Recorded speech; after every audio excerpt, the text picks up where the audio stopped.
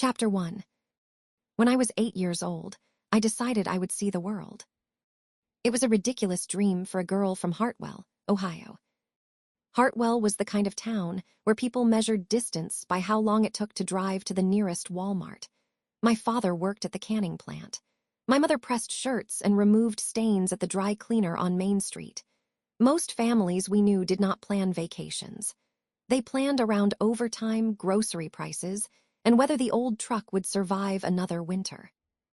Nobody in my family had a passport. I still kept a map beneath my bed. It had come folded inside an old encyclopedia. The corners were torn, and the Atlantic Ocean was stained with grape juice, but to me it was more precious than jewelry. At night, I traced routes with my finger.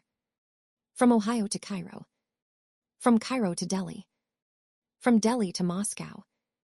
From Moscow to places so far north that the names looked like spells. I wanted to see the Taj Mahal at sunrise. I wanted to ride a camel across the desert. I wanted to stand beneath the northern lights and understand how the sky could be green. My brothers laughed at me. Sean said I would get homesick before the plane left the runway. Michael said I would lose my suitcase and end up living in an airport. My little sister, Molly, believed every word I said. She would crawl into my bed and ask, "Will you take me with you?" "Everywhere," I promised. My parents never laughed. That mattered more than I understood at the time. Dad brought home travel magazines from the break room. Mom found second-hand books about foreign cities. When a retired teacher in the next county offered evening language classes, my mother drove me 40 minutes each way, even after standing at work all day. They could not give me the world. So they gave me every tool they could find to reach it myself. I studied until my eyes hurt. I filled out scholarship applications at the kitchen table while Dad watched baseball with the volume low. I wrote essays about curiosity, work, and the responsibility to use every opportunity well. The day a full scholarship letter arrived from Northwestern, Mom read it twice before she understood. Then she sat down on the kitchen floor and cried. Dad did not cry. He walked outside, stood beside the garage, and stared at the sky for 10 minutes. That was how my father cried. Leaving Hartwell was harder than I had expected. I had spent years dreaming about escape. When the day came, I wanted to hold on to every cracked sidewalk and every familiar face. During college, I worked mornings in a coffee shop and evenings in the student travel office. I came home whenever I could. Sometimes that meant riding 2 buses and arriving after midnight for only 3 days with my family. I never regretted it.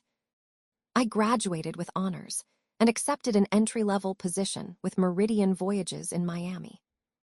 The job sounded glamorous when I described it to people back home. It was not glamorous. For the first 2 years, I escorted cruise groups. I counted passengers, solved passport emergencies, found doctors in foreign ports, calmed furious honeymooners, and learned that wealthy people could become extremely emotional over missing luggage. I slept in narrow cabins and smiled through seasickness. I also watched the sun rise over Santorini. I walked through markets in Istanbul before the streets became crowded. I stood at the edge of the Sahara and thought of the map beneath my childhood bed. After 2 years, I saved enough to send my parents on a cruise to Egypt. My father called me from the deck of the ship. "Your mother is wearing a hat the size of a satellite dish," he said. I could hear her shouting in the background. Dad laughed so hard he had to stop talking. That call remains one of the happiest moments of my life. A year later, Meridian promoted me into the Miami office. I stopped escorting tour and began designing them. I was good at it. Not because I knew the most expensive hotels or the most exclusive restaurants. Other people knew those things too. I was good because I listened. A retired couple did not need the same trip as newlyweds. A woman traveling after losing her husband did not need to be told to make memories. A family with 3 small children did not need a schedule that began at 6 in the morning. Travel was not about collecting photographs. It was about giving people a version of life they could carry home. By 29, I had built a peaceful existence in Miami. I rented a small studio apartment with pale yellow walls and a balcony barely large enough for one chair. I drove a used blue Honda that made a strange clicking sound when it rained. I knew which grocery store discounted bakery items after 8, and which gas station had the cleanest restroom between Miami and Fort Lauderdale. On Saturday mornings, I walked through Bayfront Park and had a cinnamon roll and a large cappuccino at a family-owned cafe. On Sunday nights, I ordered cheese pizza from the place across the street and watched old movies on my couch. I had friends at work. I had a family who loved me. I had a life that belonged entirely to me. I did not have a man. That was not an accident. In college, I had dated a senior named Mark. He was kind, intelligent, and temporary. I had not known about the temporary part until he began preparing me for the end. He called less often. He stopped making plans beyond graduation. Finally, he explained that college relationships did not always survive real life. He was gentle about it. The truth still hurt. After Mark, I did not swear off love. I simply stopped arranging my life around the possibility of it. I liked quiet mornings. I liked knowing where my keys were. I liked sleeping diagonally across the bed. Then, one Tuesday in late September, my boss called me into his office. Chris Nolan rarely closed his door. That day it was closed. When I stepped inside, he was not alone. A man sat across from his desk. He looked to be in his late 30s. His suit was charcoal gray and probably cost more than my car. His shoulders were broad, his hands were long and still, and his black hair had been cut with the precision of architecture. But it was his eyes that held me. They were gray. Not soft gray. Storm gray. He studied me as though he had requested a report, and I had arrived in human form. Chris stood. "Donna O'Brien," he said, "meet Richard Stone." The name meant nothing to me for exactly 3 seconds. Then my memory caught up. Stone Capital Group. Banks, investment funds, commercial real estate. A family fortune old enough to have portraits painted before photographs became common. Chris smiled too brightly. "Richard needs something special," he said, "and I told him you are the closest thing Meridian has to a magician." Richard Stone rose from his chair. He was taller than I had expected. He offered his hand. "Ms. O'Brien." His voice was calm and deep. I placed my hand in his. The contact lasted only a moment. It changed the direction of my life. Chapter 2. Richard Stone did not waste words. His parents, Henry and Alina Stone, would celebrate their 50th wedding anniversary in 6 weeks. They had traveled throughout their marriage. They had crossed oceans on private yachts, stayed in royal suites, taken trains through mountains, and visited places most people only saw in documentaries. Richard wanted to give them one final extraordinary journey. "Final?" I asked. He glanced at me. Not final in the permanent sense, final in the ambitious sense. There was a flicker of humor in his eyes. "My father had heart surgery last year. My mother has arthritis in both knees. They still believe they can travel as they did at 40. And you disagree. I have watched my mother attempt to climb marble stairs because she did not want to admit she was tired.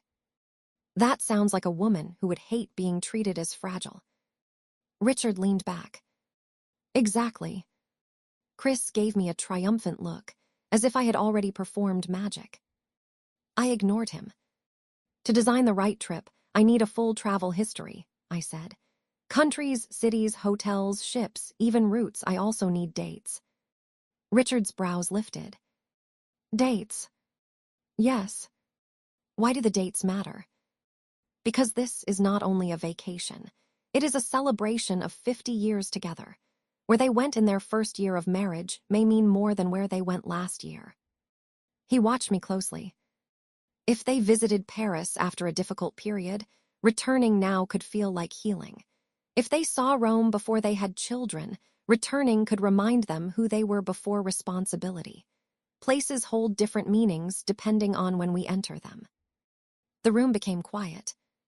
Richard's expression changed, almost imperceptibly. Not softer, more attentive. My parents have boxes of photographs, he said. Albums, journals, my mother saves everything. Perfect. It would take me weeks to organize it.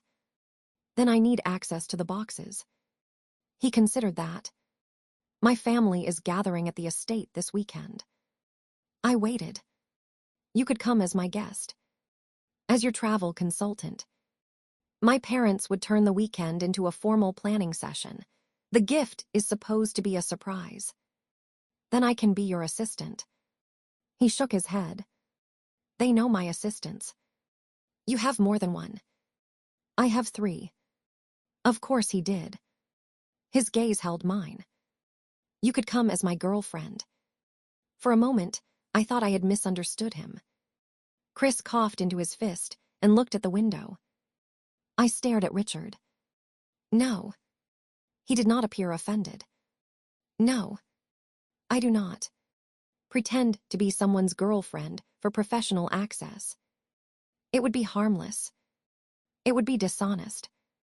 The purpose is a surprise for 2 people I love. The purpose does not change the lie. Chris's eyes widened. He had likely never heard anyone say no to Richard Stone in that tone. Richard's face remained calm. I continued before courage deserted me. I understand why you suggested it. I am not accusing you of anything, but I would be uncomfortable. If I am uncomfortable, I will not do good work.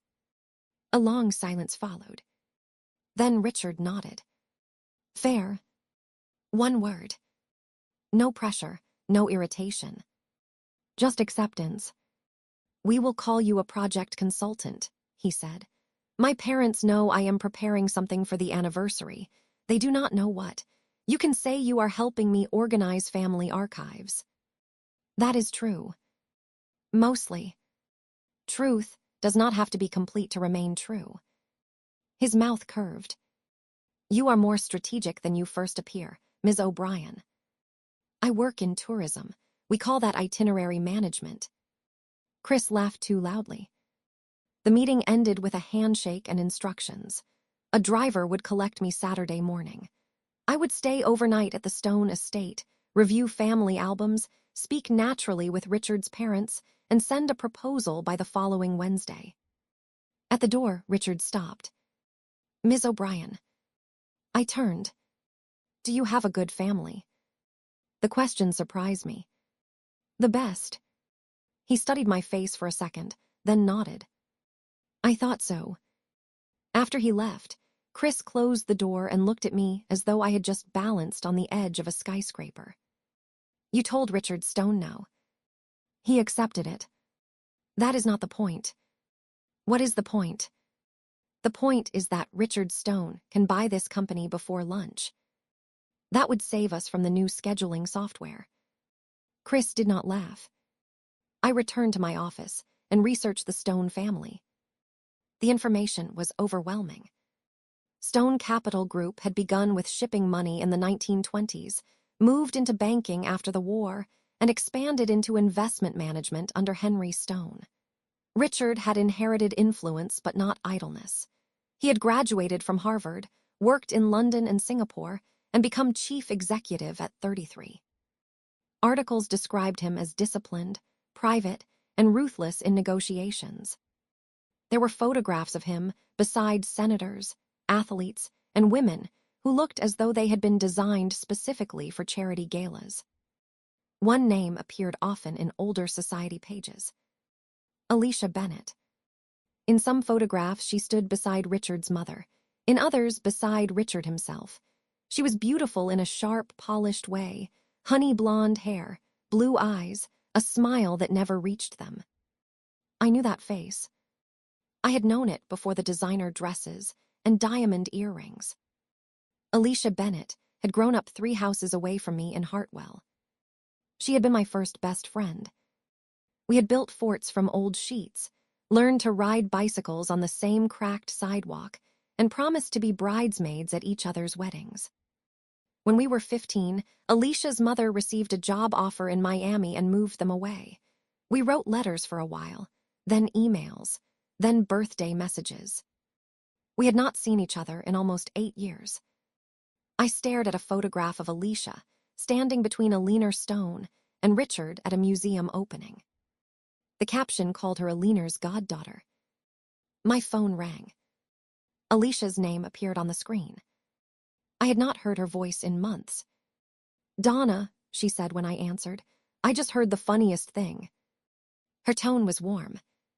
Too warm. What did you hear? That you are coming to the Stone estate this weekend. I looked at Richard's photograph on my computer. News travels fast. In that family, everything travels fast.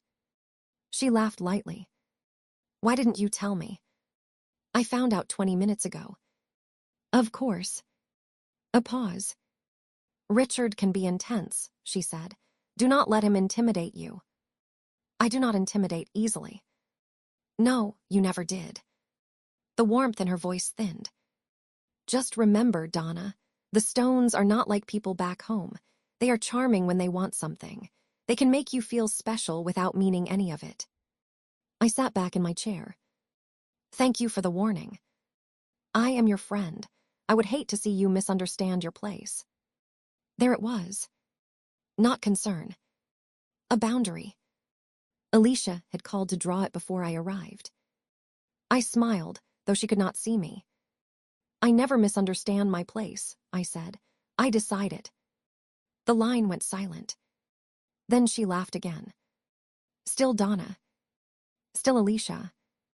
When the call ended, I told myself her words did not matter. They mattered enough that I remembered them years later, standing in my bedroom with Richard's phone in my hand. Chapter 3. My usual Saturday began with Bayfront Park, a cinnamon roll, and a cappuccino. It ended with a Bentley outside my apartment. The driver called at 10. This is Graham, Ms. O'Brien. I am downstairs. I did not give anyone my address. Mr. Stone did. I looked through the blinds. A black car gleamed at the curb like something from a commercial. Of course he did. I finished packing, checked twice that I had turned off the stove, and carried my overnight bag downstairs. Graham was in his 60s, silver-haired, and so polite that I felt underdressed simply speaking to him. He placed my bag in the trunk and opened the rear door. I can sit in front, I said. You can, he replied, but Mr. Stone would ask why I allowed it. I sat in the back. Miami slipped away behind us. Glass towers became low buildings. Low buildings became stretches of green. We drove south, then west, past walls hidden by palms and flowering vines. An hour later, wrought iron gates opened before us. The Stone estate did not look like Miami. It looked as though an old New England mansion had become tired of winter and moved south. The main house was built of pale limestone. Tall windows reflected the sky. Ivy climbed one wing despite the heat. Beyond the house, I could see gardens, a long pool, and a strip of blue water in the distance. A woman in a navy dress met me in the entrance hall. Mrs. Crawford, she said, house manager. Not housekeeper. House manager. I adjusted my grip on my bag. Donna O'Brien. I know. She did not smile, but she did not seem unkind. Mr. Stone is in the west sitting room.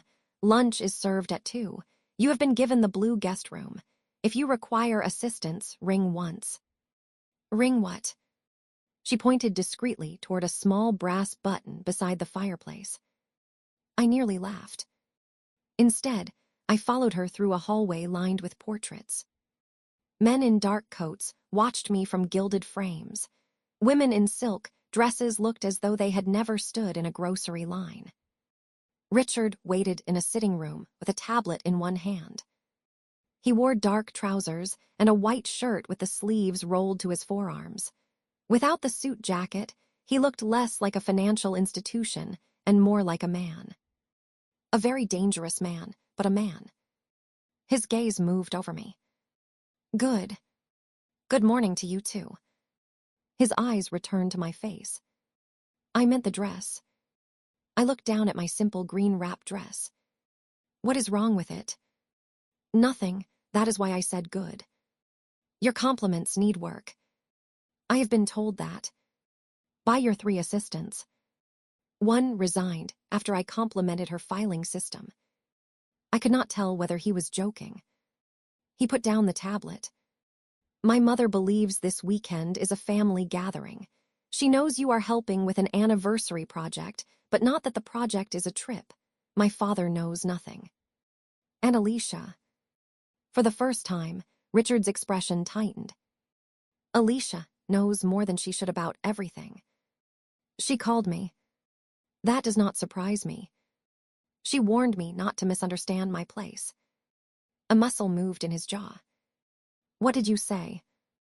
That I decide my place. His mouth almost smiled. Good.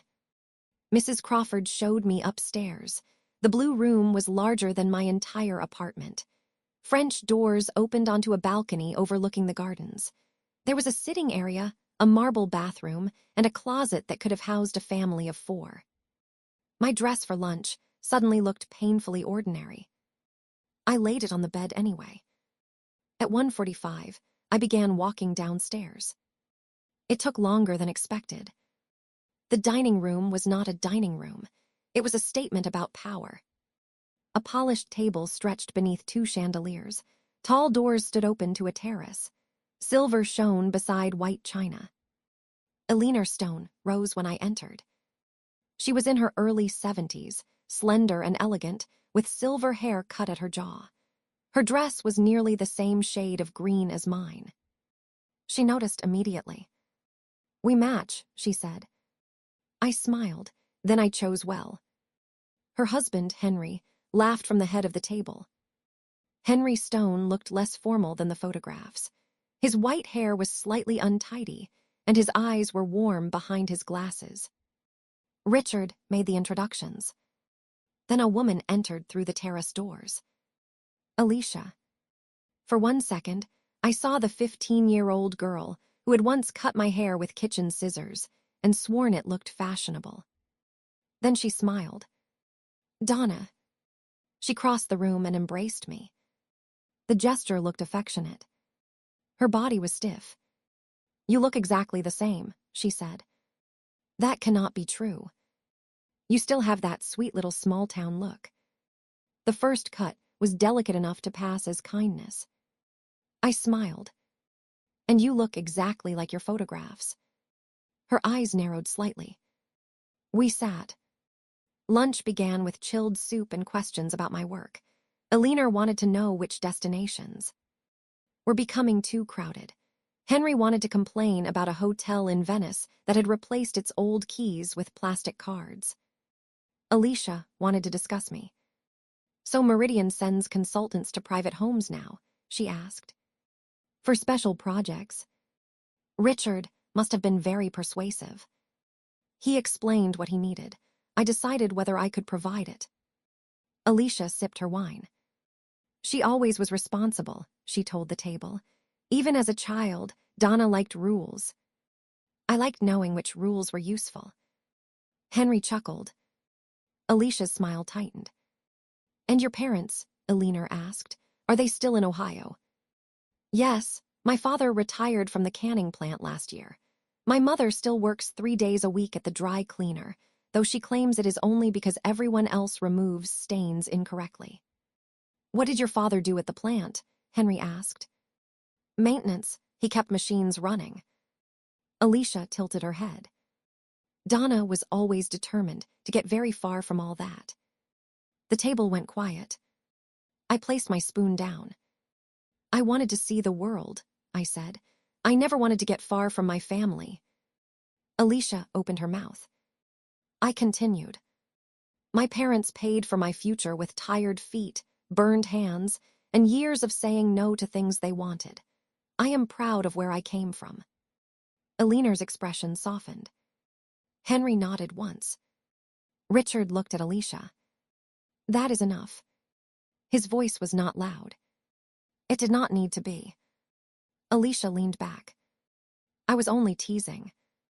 No, Richard said, you were not. Her face changed. For a moment, anger showed beneath the polish. Then she smiled again. Of course. The rest of lunch belonged to me. I asked Henry and Alina about their first journey after marriage. They told me about a rainy week in Ireland, a rented car that broke down, and a small inn where they danced in the kitchen because the owner had no radio in the dining room. I asked about the trip they remembered most clearly. Alina said Kyoto in spring. Henry said a train across Canada.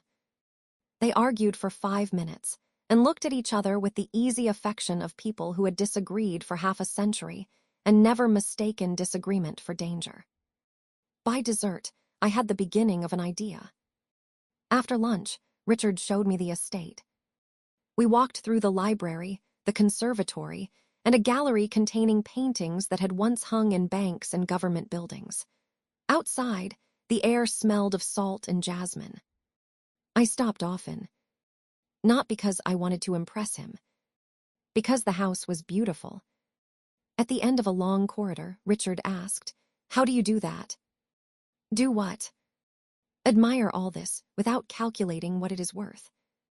I looked around. Sunlight fell through colored glass onto the floor. Why would I calculate it? Most people do. Maybe because they want it. And you do not. I want many things. This house is not one of them. He studied me. I touched the edge of a carved wooden table. You can admire a flower without pulling it out of the ground, I said. You can watch a butterfly without trapping it in a jar. Beauty does not become more beautiful because you own it. Richard was silent. When I looked up, he was watching me with an expression I could not read. Years later, he told me that was the moment he first understood I was dangerous to him.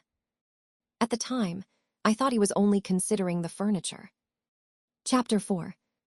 That evening, I learned 2 things. The first was that Alina Stone had saved every photograph she had ever taken.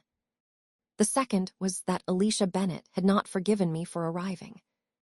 After the house tour, Richard led me to a second-floor room filled with albums, journals, ticket stubs, and old leather cases. My mother calls this the archive, he said. It is an archive. It is organized according to a system known only to her. That is still more organized than most families. He opened a cabinet. Albums were labeled by year in Alina's careful handwriting.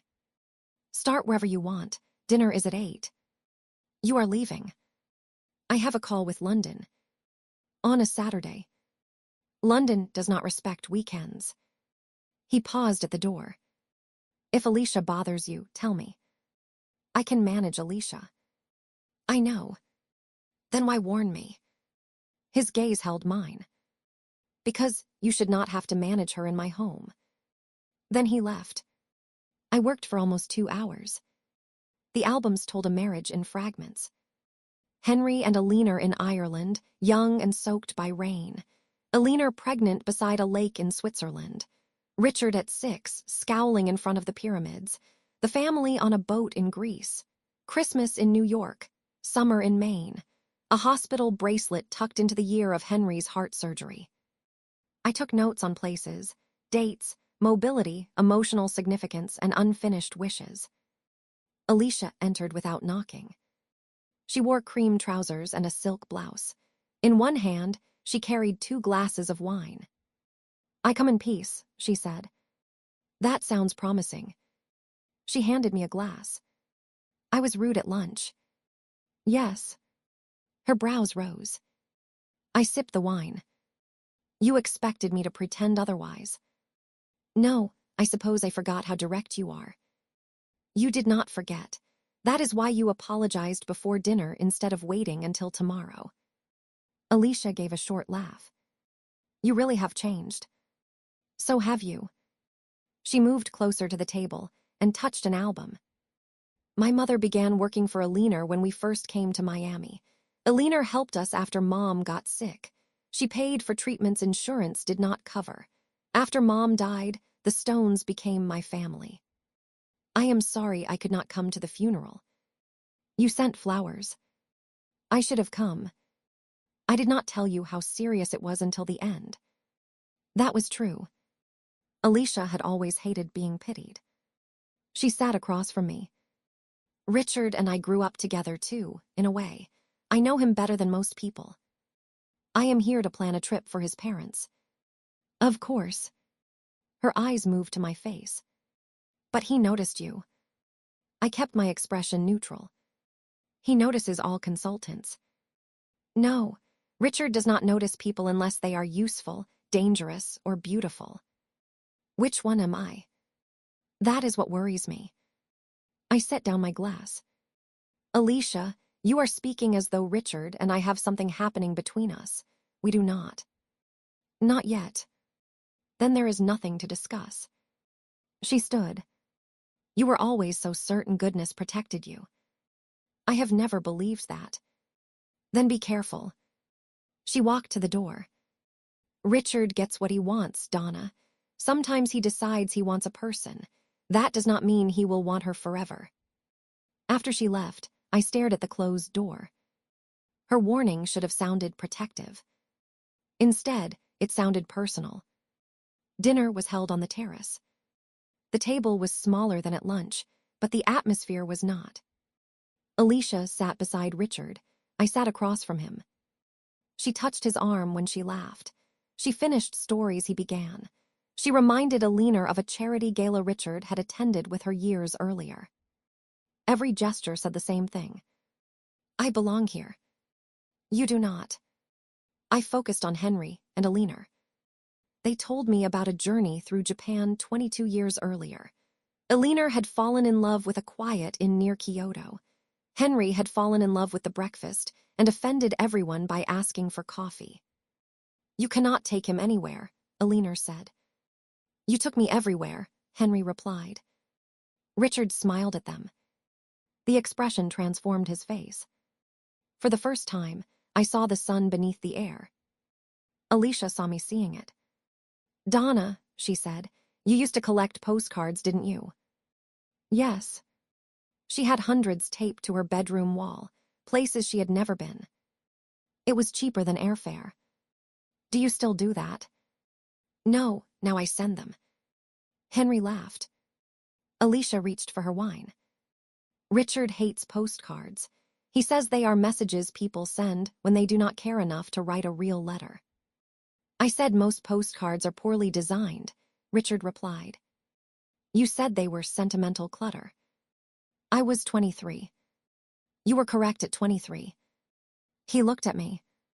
Do you still collect them? Only the ones my family sends. I will reconsider my position. Alicia's hand tightened around the stem of her glass. The conversation moved on. Later, when I stood to go inside, Alicia followed me. In the hallway, she caught my wrist. You enjoy this, don't you? Enjoy what? Making him look at you. I pulled my hand free. I am not making Richard do anything. You know exactly what you are doing. No, I know exactly what you are doing. Her face went still. You are afraid, I said. I do not know whether you want him, want his family, or only want your place in this house to remain unchanged. But your fear is not my responsibility. She stepped closer. You always thought being good made you better than me. I never thought I was better than you. You did not have to. Everyone else did. The words struck with more pain than anger. For a second, I remembered Alicia at 14, sitting on my porch after her parents fought, saying she wished she belonged to my family. I softened. Alicia, do not pity me. She turned and walked away. I remained in the hallway until Richard appeared. What happened? He asked. Nothing I cannot handle. His eyes followed Alicia's retreating figure. You keep saying that. Because it is true. Strength is not the same as obligation. I looked at him. He continued. You do not have to accept poor treatment simply because you can survive it. The words stayed with me. They would return years later, when I finally understood they applied to him too. Chapter 5. Richard drove me home Sunday afternoon. Graham was available. Richard dismissed him anyway. The car was a dark blue Aston Martin, with seats that seemed designed to remind me I was poor. I placed my overnight bag carefully at my feet. You can put it in the back, Richard said. I do not trust the back. It is a seat. It is a seat that costs more than my education. My education cost more than this car. Of course it did. He smiled. The estate disappeared behind us. For the first 20 minutes, we discussed his parents' trip. I proposed a journey built around places that had mattered during their marriage rather than destinations they had never seen. Ireland, where they had gone after their wedding. Quebec, because they had crossed Canada by train when Richard was a child. Kyoto, with private transportation and fewer physical demands. A final week aboard a small ship designed for older travelers who still wanted elegance without crowds. Richard listened without interrupting. You remembered everything, he said. That is my job. No, your job is to arrange travel. You remembered how my mother described the sound of rain on the inn roof in Ireland. That sound is part of the journey. He glanced at me, then back at the road. You make people feel heard. So do good bankers. I have never been accused of that. Maybe your compliments are not the only thing that needs work. We reached Miami too quickly. When he stopped outside my building, neither of us moved. I told myself I was waiting for him to unlock the door. The door was already unlocked. Donna, he said. It was the first time he had used my first name. Yes. I would like to take you to dinner. We had dinner last night. Not professionally. I looked at him. He was not smiling now. This would be a date. Alicia's warnings moved through my mind. Richard gets what he wants. Sometimes he decides he wants a person. I thought about saying no. Instead, I asked, where? That depends on whether you prefer French, Italian, Japanese, or... There is a county fair next weekend. He blinked. A fair. Rides, fried food, games designed to steal money. I know what a fair is. Have you been to one? He paused. No. Then Saturday at 6. His eyes narrowed slightly. Are you testing me? Are you afraid of funnel cake? I do not know what funnel cake is. That is a yes. He laughed. It was the first unguarded sound I had heard from him. Saturday evening, Richard arrived at my apartment wearing jeans and a navy polo shirt. He looked uncomfortable without a jacket. You own jeans, I said. I was told they were required. By whom? 2 assistants and my driver. You held a meeting. I requested guidance. I stared at him. He stared back. Then I laughed so hard I had to hold the doorframe. At the fair, Richard Stone lost $80 trying to win me a stuffed giraffe. The game involved tossing rings over glass bottles. A boy who looked 12 took his money with professional indifference. This is mathematically dishonest, Richard said. It is a carnival game. The rings are narrower than the bottles. That is the point.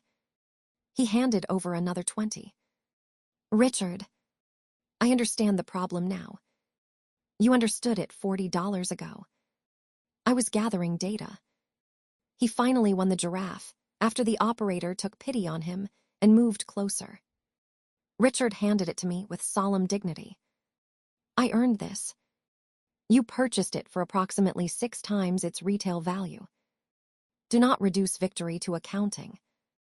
We ate corn dogs, shared funnel cake, and rode the Ferris wheel. At the top, the fair became a field of colored lights. Music floated upward. Beyond the parking lot, the city glowed against the dark. Richard rested one arm behind me. What did you think Miami would be like? He asked. When? Before you came. Sunshine, beaches, beautiful people who never sweat. And what did you find? Humidity, traffic, beautiful people who sweat discreetly. He smiled. What about you? I asked. What did you think life would be like? His expression shifted. I did not think about it. Never.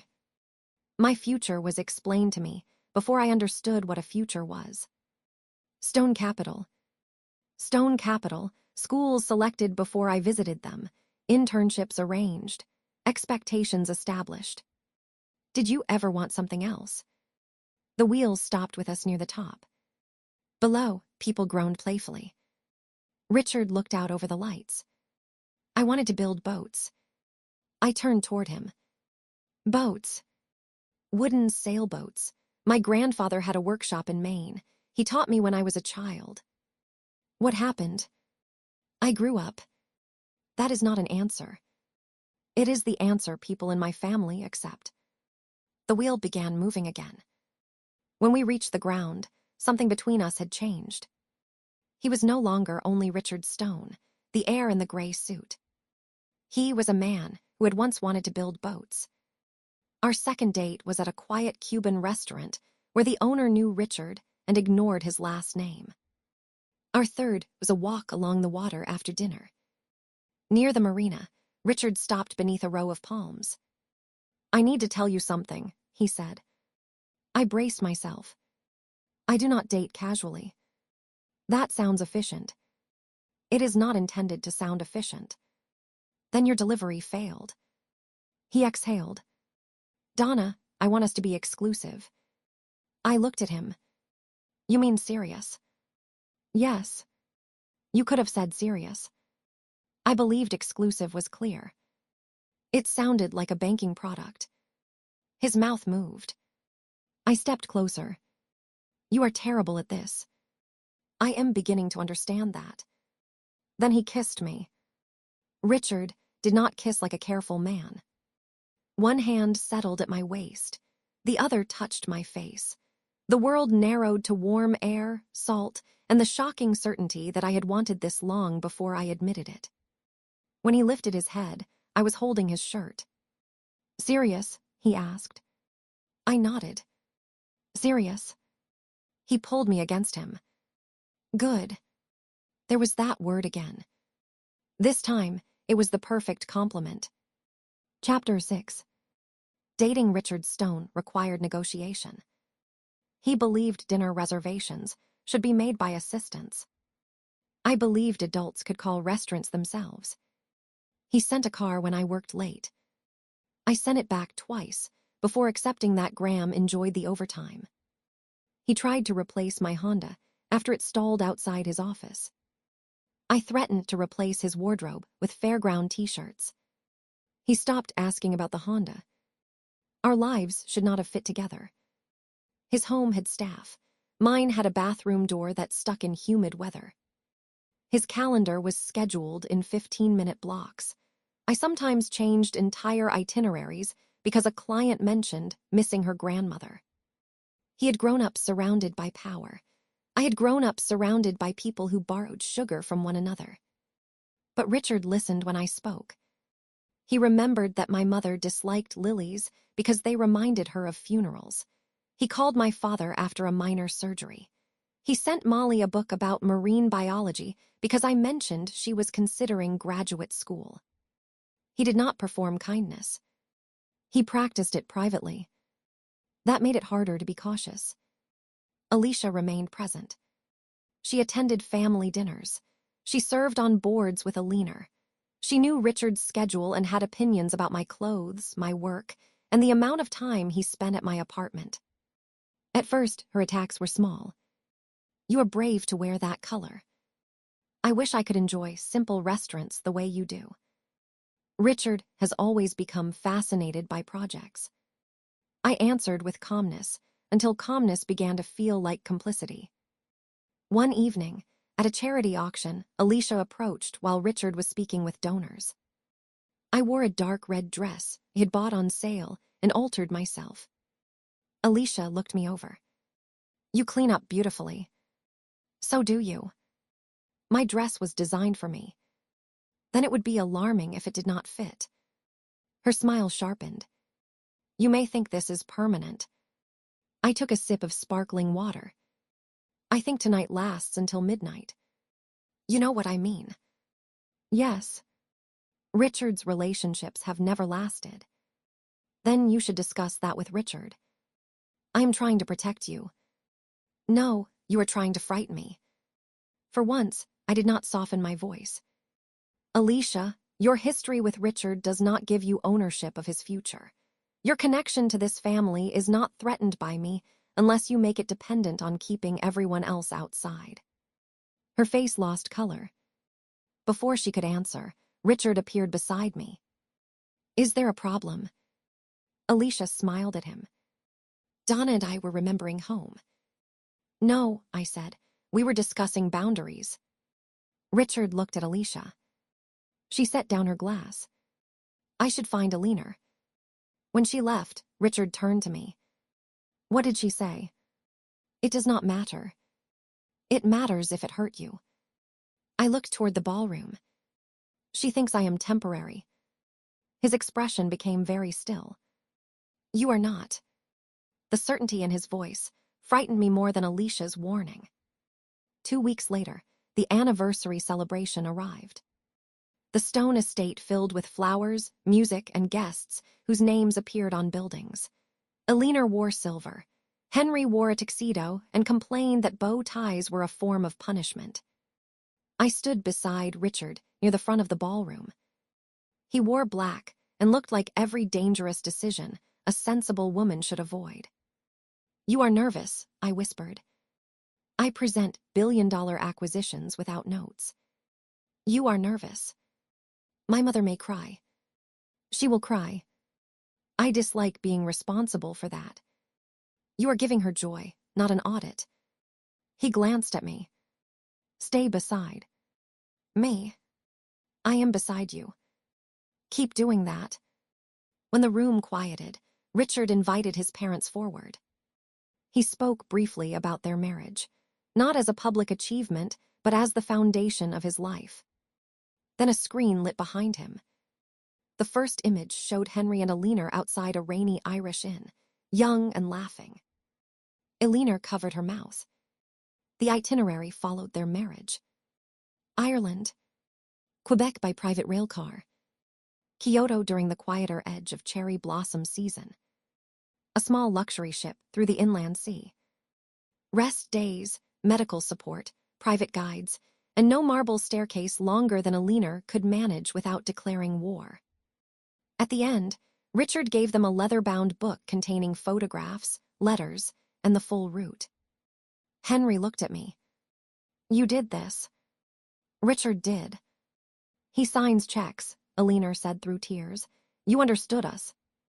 She hugged me. The room applauded. Richard's hand found mine. For one perfect moment, I believed I had stepped into a future that wanted me. The celebration continued around us. Guests danced, glasses filled, music moved through open doors into the garden. I spoke with clients, family friends, and one retired judge who insisted on describing every bad hotel breakfast he had eaten since 1984. Near 11, I realized Richard had disappeared. I checked the terrace, the library, and the hall outside his father's study. Then I heard voices from a private sitting room. Alicia's voice came first. You said it would be harmless. I stopped. The door was not completely closed. Richard answered, too low for me to hear. Alicia continued. You wanted the consultant motivated. You wanted her close enough to study your parents. Fine, but this has gone too far. My body went cold. Alicia, you told me it would be a little performance, a flirtation, something to make her work harder because she believed she mattered to you. The hallway tilted. I remembered our first meeting. Come as my girlfriend. I remembered the fair, the kisses, the nights in his apartment, the way he had told me I was not temporary. Alicia laughed bitterly. She is a travel agent from nowhere, Richard. You cannot honestly expect me to believe you plan to build a life with her. I should have stayed. I should have listened to his answer. Instead, I stepped backward. My heels struck a small table. A vase trembled. I caught it before it fell, then ran. I crossed the ballroom without seeing anyone. I found my purse, slipped through the front doors, and called a rideshare from the edge of the drive. Richard called before the car reached the gates. I did not answer. He called again. Then a message appeared. Where are you? Another followed. I was told you left. What happened? I turned off the phone. By the time I reached my apartment, I was shaking so badly I could not fit the key into the lock. A neighbor helped me. I thanked him, went inside, and sat on the floor. The stuffed giraffe from our first date rested on the couch. I stared at it until Richard began pounding on my door. Chapter 7. Donna. Richard's voice came through the door. Open it. I remained on the floor. He knocked again. Not gently. Donna, please. I had never heard him say please like that. It should have mattered. At that moment, nothing mattered except the words I had heard. A little performance. A flirtation. Something to make her work harder. My phone vibrated beside me. I had turned it back on long enough to see 23 missed calls. I picked it up and typed. I heard you and Alicia in the sitting room. The pounding stopped. For 3 seconds, the hallway was silent. Then Richard said, Open the door. No. You did not hear the entire conversation. I heard enough. You heard Alicia. I heard what she said you told her. She was wrong. I laughed once. It did not sound like me. She has known you most of her life. She does not know what I feel. Go home, Richard. I am not leaving. Then sleep in the hallway. I stood and walked toward the bedroom. Behind me, something struck the door. The frame cracked. I froze. A second impact followed. The chain tore loose from the wall, and the door flew inward. Richard stumbled into the apartment. He caught himself against the wall, then gripped his left shoulder. For one stunned moment, neither of us spoke. You broke my door, I said. I will replace it. You broke into my apartment. You would not let me explain. So you committed a crime. A door opened across the hall. Mr. Alvarez, my retired neighbor, appeared in a white undershirt holding a baseball bat. Donna. I am fine, I said automatically. He looked at Richard, the broken frame, and the bat in his own hands. You do not look fine. Another neighbor called the police. Richard did not resist when 2 officers arrived. He answered questions with the same controlled tone he used in business meetings, except his face had gone pale. I explained that he was my boyfriend. Then I corrected myself. My former boyfriend. Richard closed his eyes. I declined to press charges after he agreed to leave. The officers warned him to stay away unless I invited him back. He nodded. Then one officer noticed the way he held his arm. You may have dislocated that shoulder. Richard looked at me. I am fine. You are not fine, I said. The officer gave me a tired expression. Do you want an ambulance? Richard refused.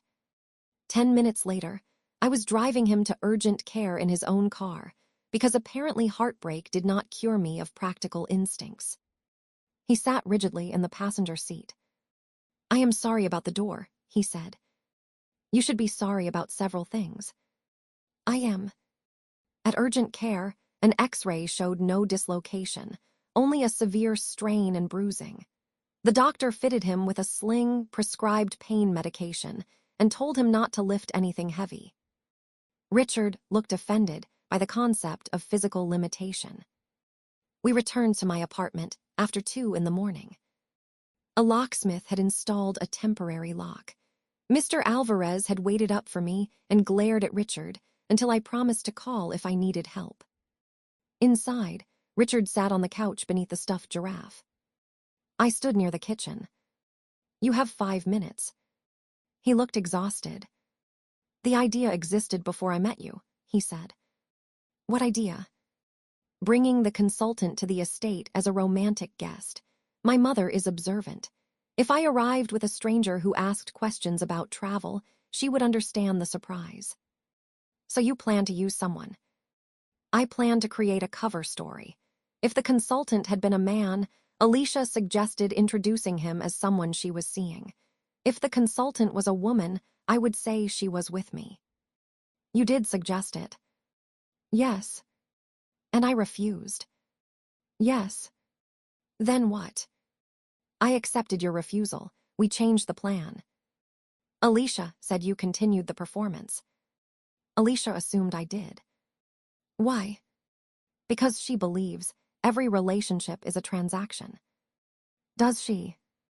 Richard lowered his gaze. Sometimes I have given her reason to think that. I crossed my arms. He continued. When I asked you to dinner, I meant it. At the fair, I meant it. When I told you I wanted something serious, I meant it. Why did Alicia believe otherwise? Because I did not tell her enough. That is not an answer. She asked if I was truly involved with you. I said our relationship was none of her business. She decided that meant it was not real. Then, why did she say you told her it would be a flirtation? Because before I met you, I did tell her the cover might require some harmless flirting. The words cut despite his explanation. He saw it. That was before, he said. Before I knew who would walk into Chris Nolan's office. Before you told me no. Before you spoke about places carrying the history of a marriage. Before you looked at my family home and wanted nothing from it. His voice changed. Before I fell in love with you. The room became still. I forgot to breathe. Richard rose too quickly and winced. I love you, Donna. I stared at him. He took one step closer. I should have told Alicia clearly. I should have shut down every comment. I thought ignoring her was enough. It was not. No, it was not. I know. I heard her call me a project. You are not a project. She said you would have to wash me off before returning to her bed. His face hardened. I have never been in Alicia's bed. Never. Never. But she wants you. Yes. The admission hurt, even though I had known. Did you know? I knew she had imagined a future between us. I did not understand how far that belief had gone. You should have. Yes. He did not defend himself. That saved us. Not immediately. I did not fall into his arms. I did not forgive him because he looked tired and wounded. I made him leave. I spent 2 days refusing his calls and another week refusing to see him. During that week, Alicia sent flowers. I threw them away. She sent a letter explaining that she had misunderstood Richard and spoken from jealousy. I read it once. Then I placed it in a drawer. Richard sent no gifts. He sent one message each morning. I love you. I am here when you are ready. On the 8th day, I asked him to meet me at the cafe where I had my Saturday breakfasts. He arrived early. His shoulder remained in a sling. He had replaced my door, repaired the frame, paid Mr. Alvarez for the damaged wall, and apologized to every neighbor on my floor. I am not ready to pretend nothing happened, I said. I am not asking you to. I need boundaries with Alicia. You will have them. I need you to tell me things that affect us, even if you think. They are unimportant. I will. And if you ever break into my apartment again, I will press charges. Understood. He looked at me across the small table. Is there anything else? Yes. He waited. I love you too.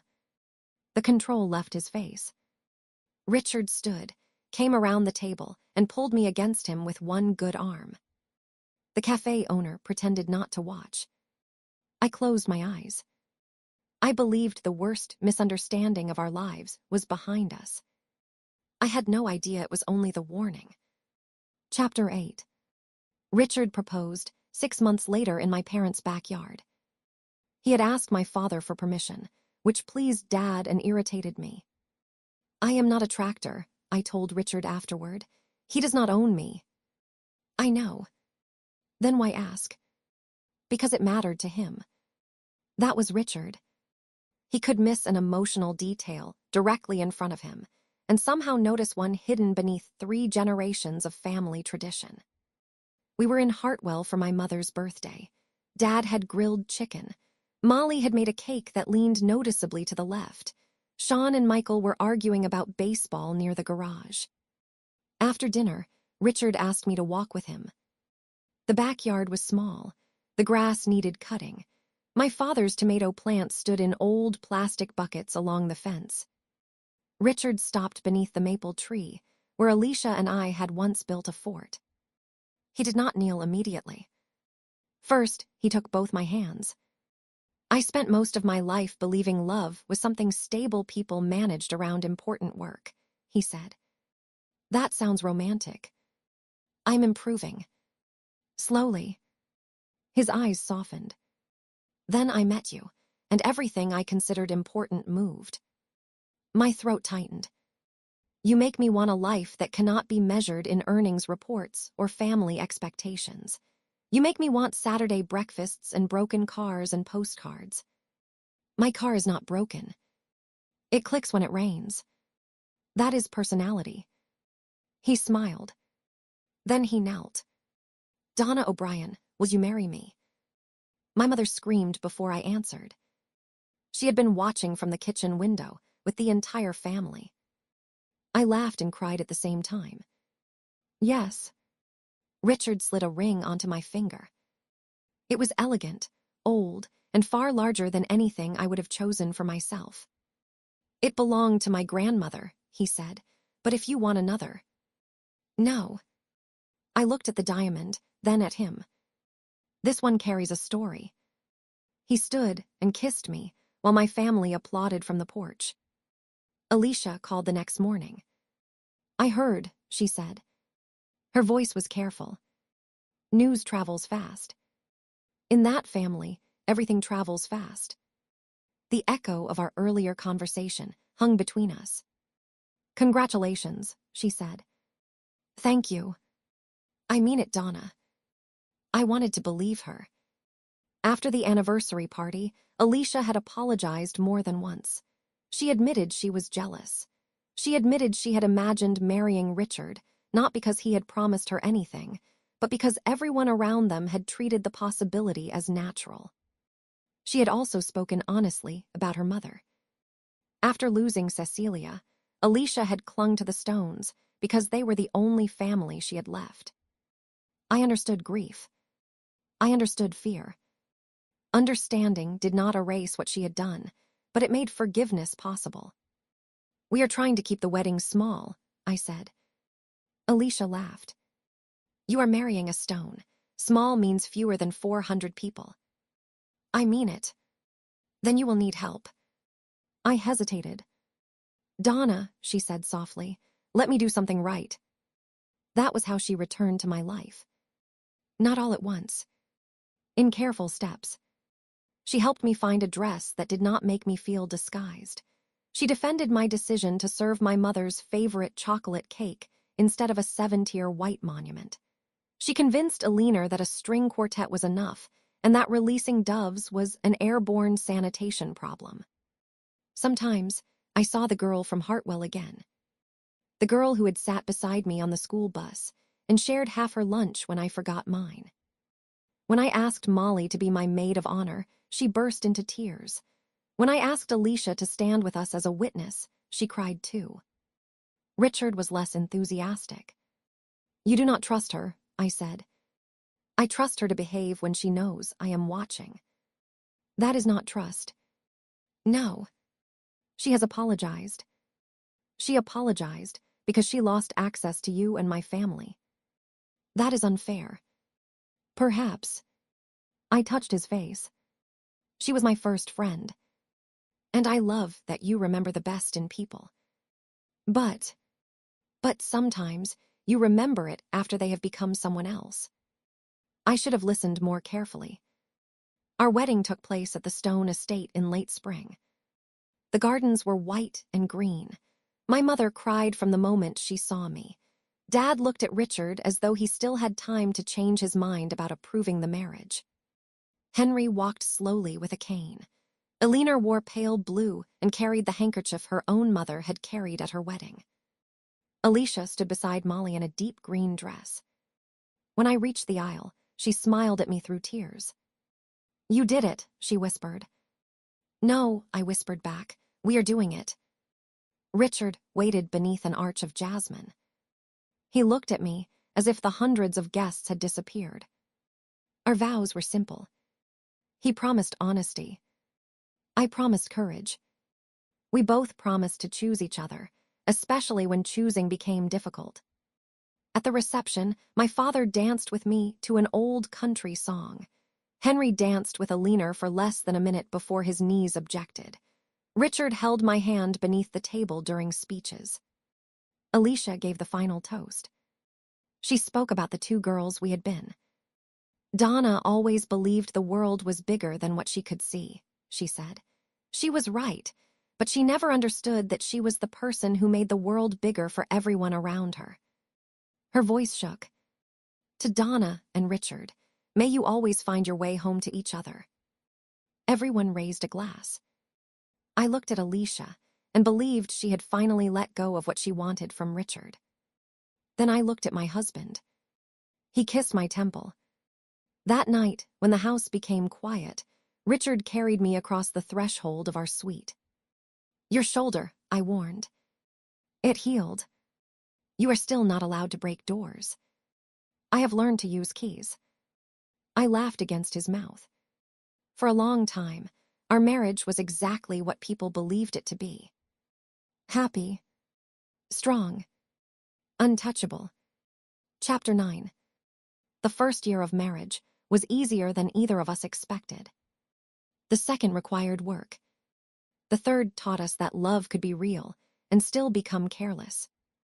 I moved into Richard's house near Biscayne Bay, though I refused to call it an estate. It was modern, white, and surrounded by glass. It had 6 bedrooms, a dock, and a kitchen so perfect I was afraid to place grocery bags on the counter. I brought my old couch. Richard objected. "It is orange," he said.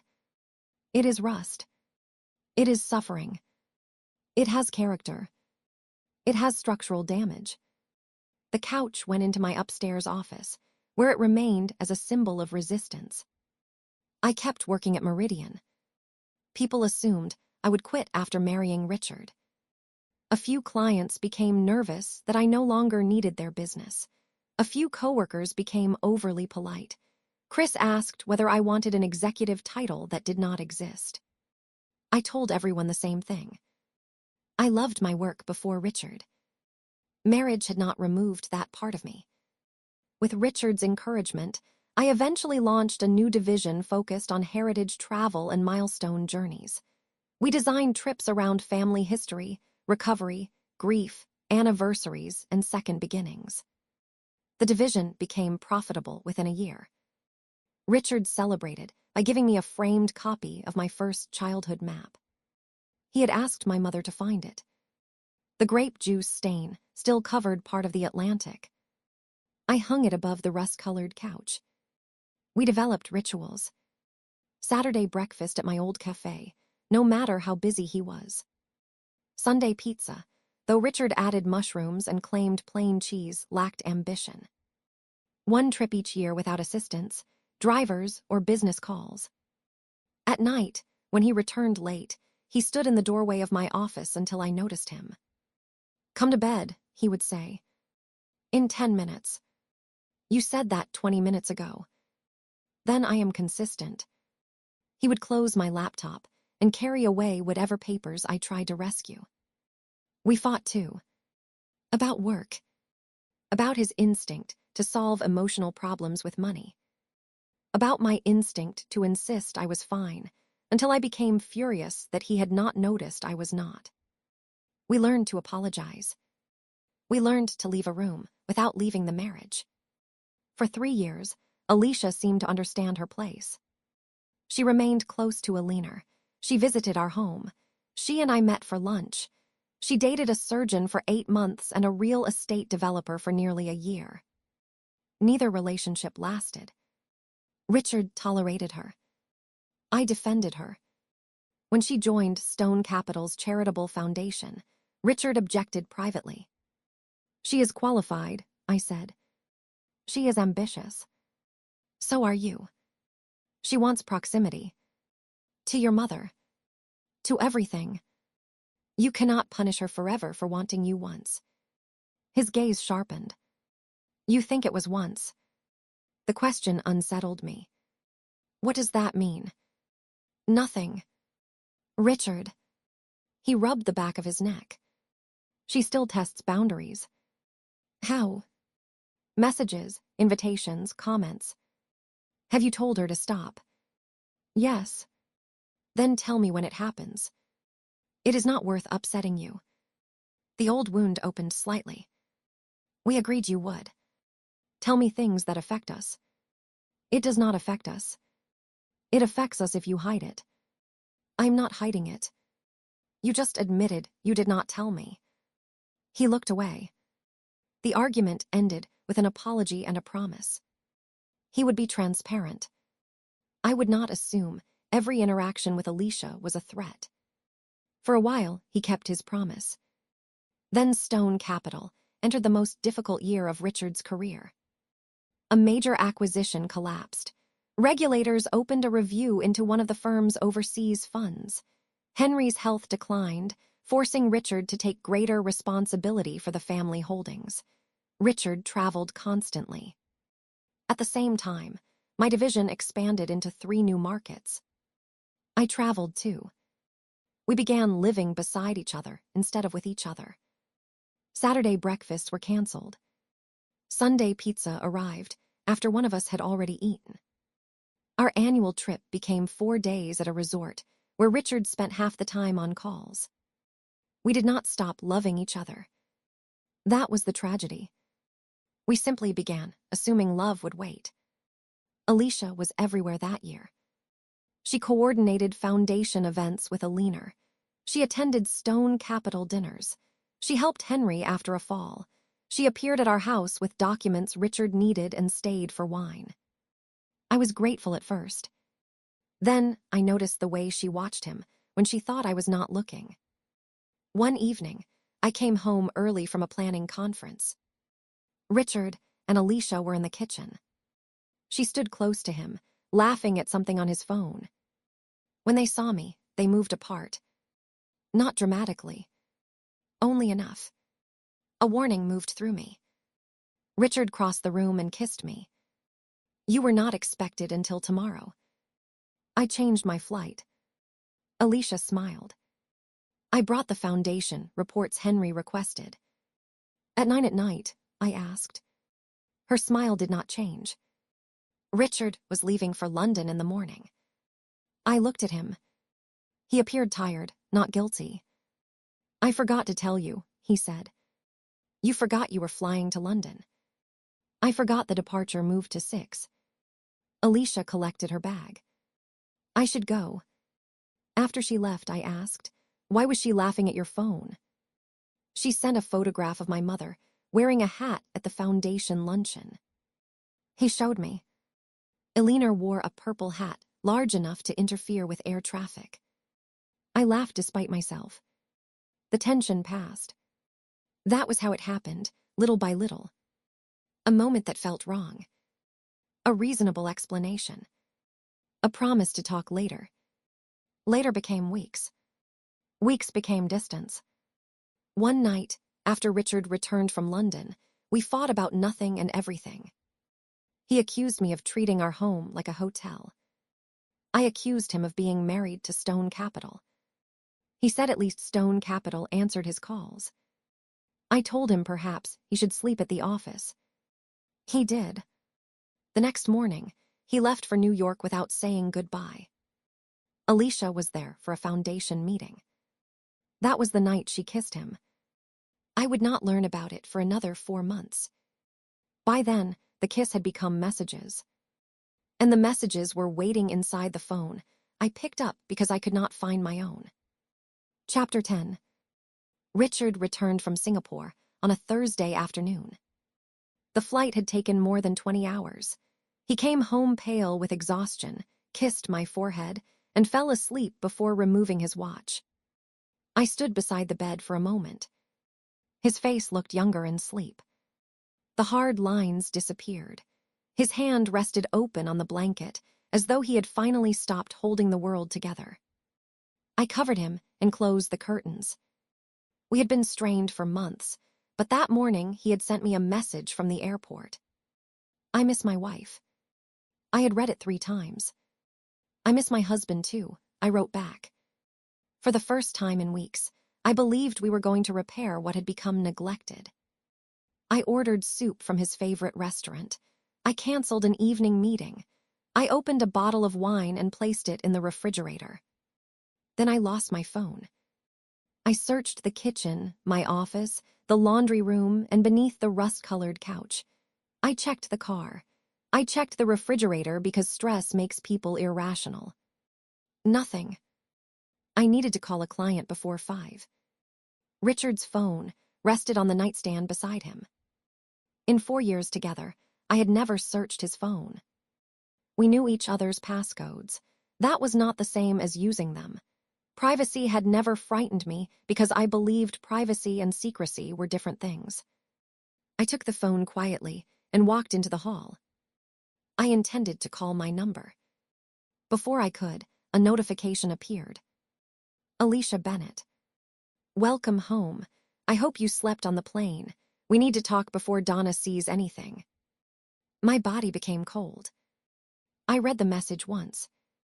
Then again. The screen dimmed in my hand. I told myself there could be an explanation.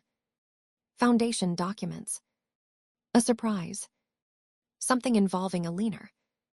Then another message appeared. Please do not ignore me again. You said that night mattered to you too. The hallway seemed to narrow. I entered Richard's passcode. The conversation was archived. That detail hurt before I read a single word. He had not deleted it. He had hidden it. The first messages were ordinary.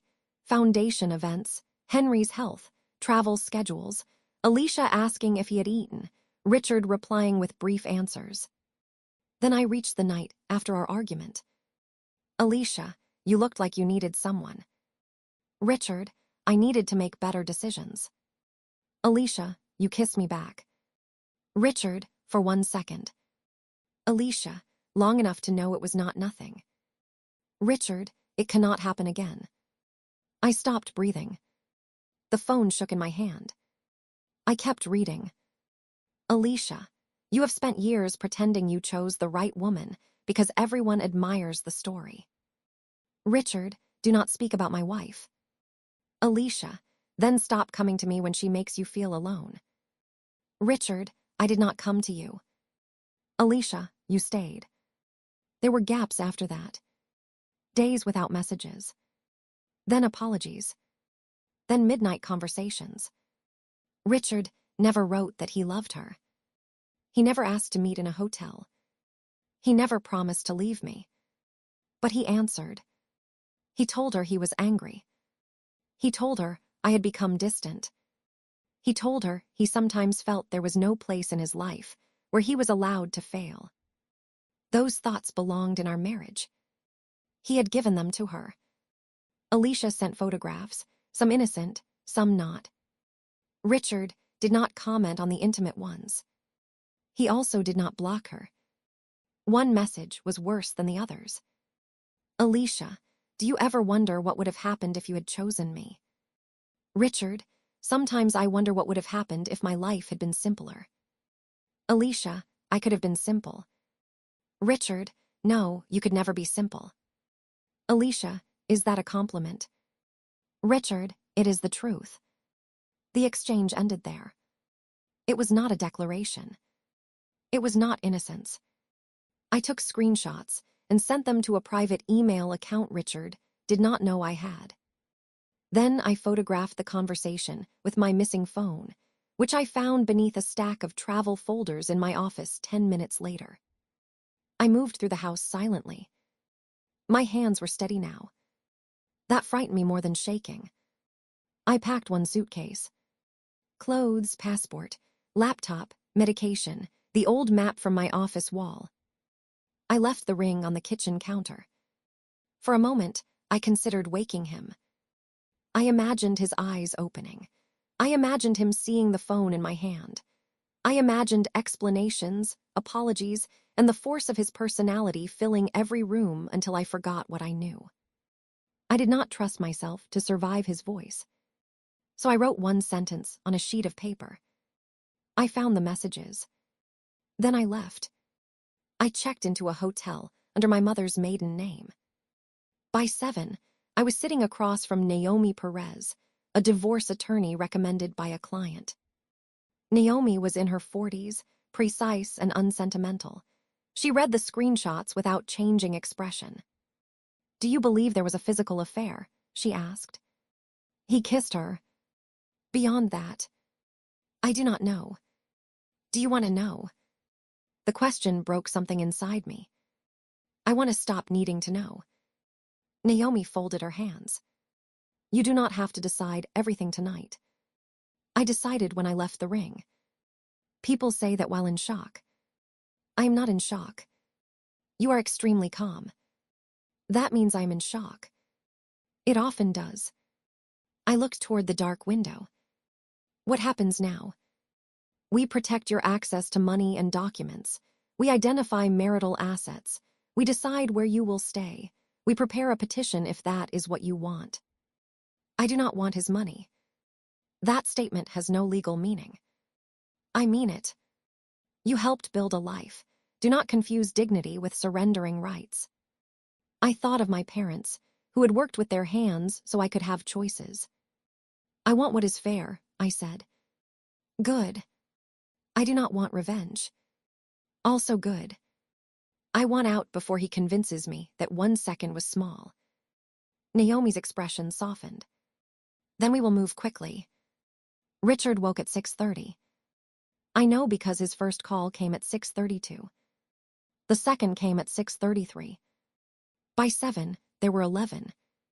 At 7:15, a message appeared. "Donna, come home. Please let me explain." At 7:16, there was no affair. At 7:17, "The kiss happened once. I stopped it. I should have told you."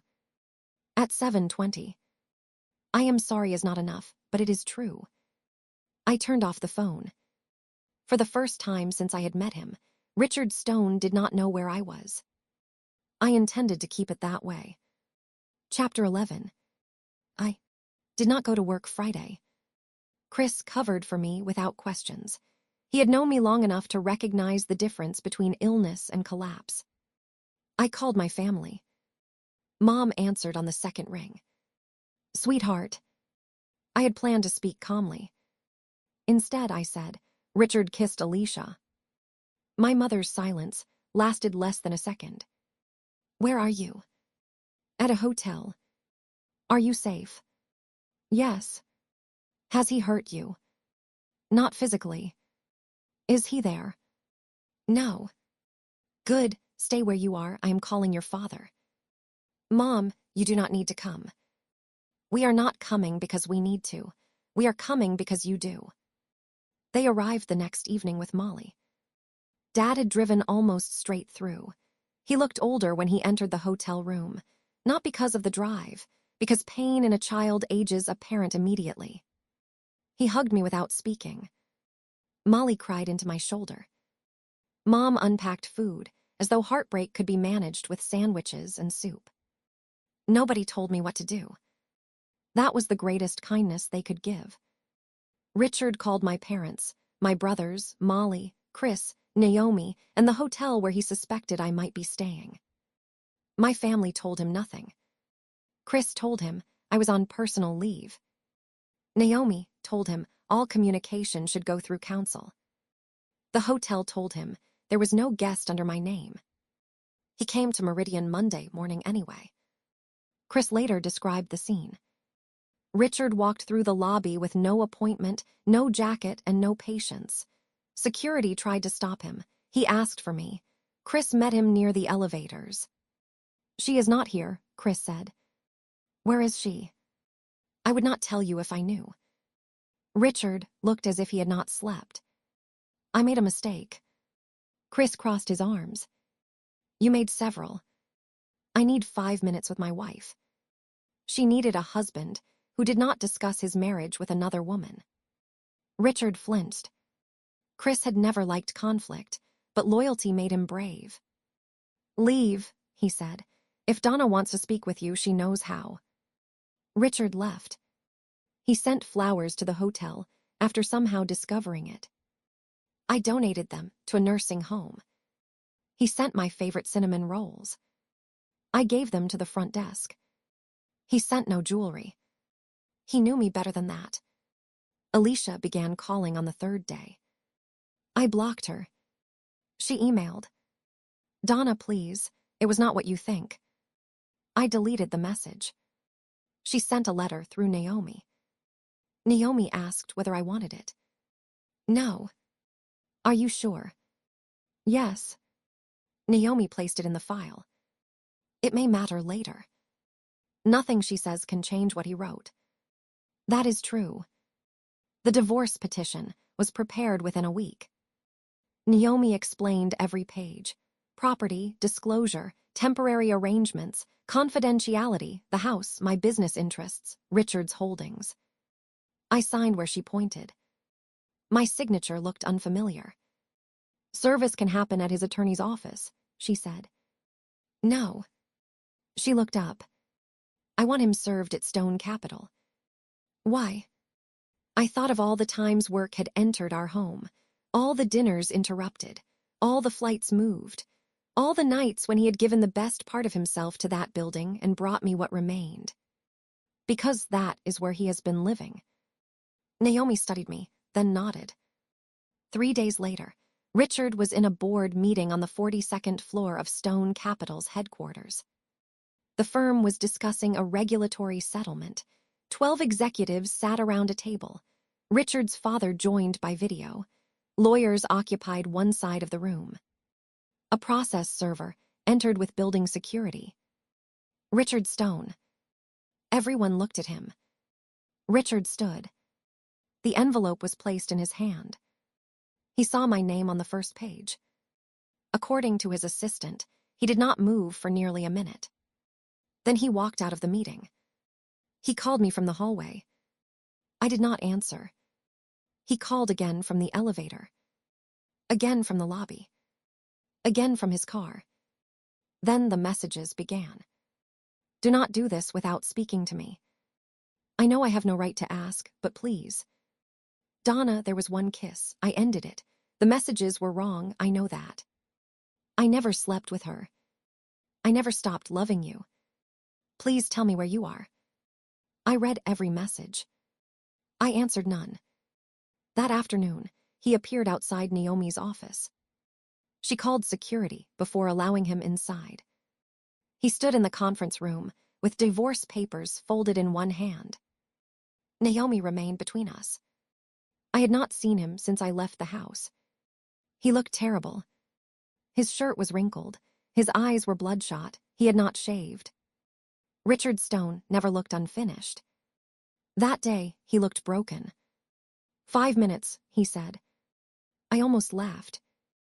Years earlier, he had broken through my door because 5 minutes had seemed worth any damage. Now he stood several feet away, afraid to take one step without permission. "You have 5, I said. Naomi stayed. Richard looked at her. "She stays," I said. He nodded. "There was no affair," he began. "You kissed her." "Yes." "You hid the conversation." "Yes." "You told her things about our marriage." "Yes." "Then do not begin by telling me what you did not do." His face tightened. "You are right." I waited. He swallowed. I betrayed you. The words entered the room quietly. I let anger become self-pity. I accepted comfort from someone I knew wanted more. When she kissed me, I kissed her back. I stopped it, but I did not tell you because I was afraid of losing you. You kept speaking to her. Yes. Why? I told myself I was controlling the situation. I told myself I was making sure she understood it could never happen again. You disgust me. I know. You let her believe there was a door open. I know. Was there? No. Then why did you answer her at midnight? He looked down. Because she made me feel understood when I had no right to ask you for understanding after how absent I had been. The honesty hurt more than denial would have. He looked at me again. I was weak, not confused, not seduced, weak.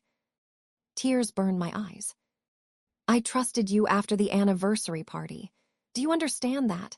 I heard Alicia tell you our relationship was a performance, and I stayed long enough to let you explain. I believed you. You were right to believe me then. And wrong later. Yes. The word nearly destroyed me. Richard stepped forward, then stopped when Naomi moved.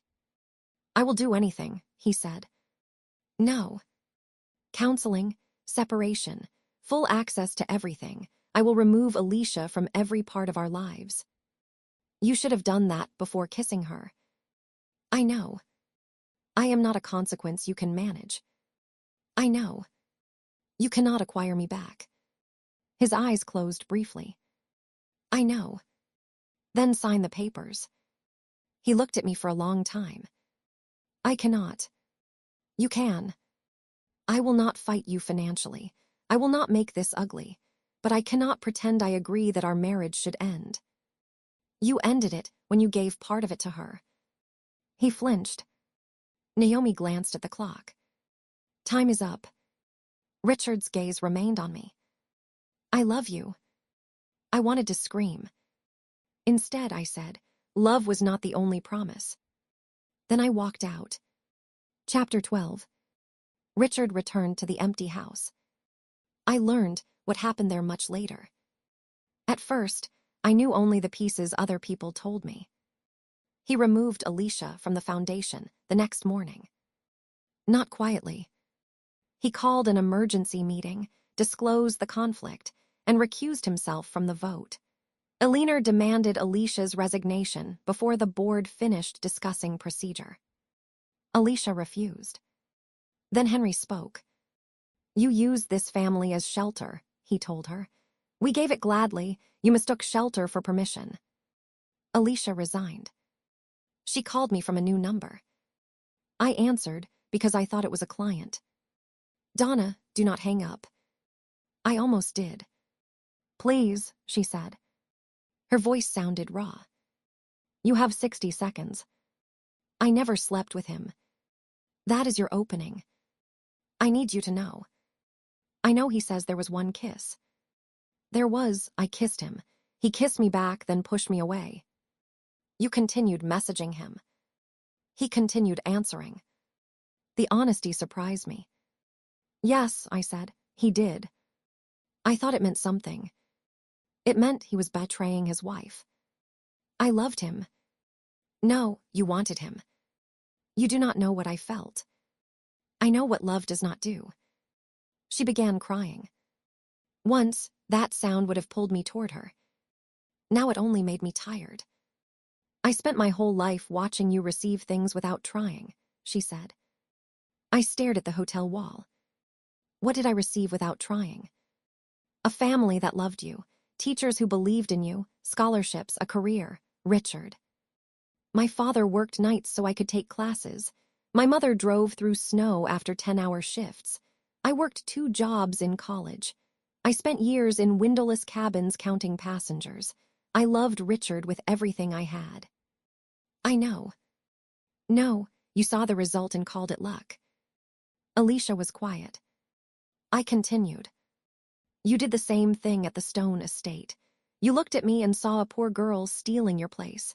You never saw how hard I worked to stand there. I am sorry. You were sorry after the anniversary party, too. This is different.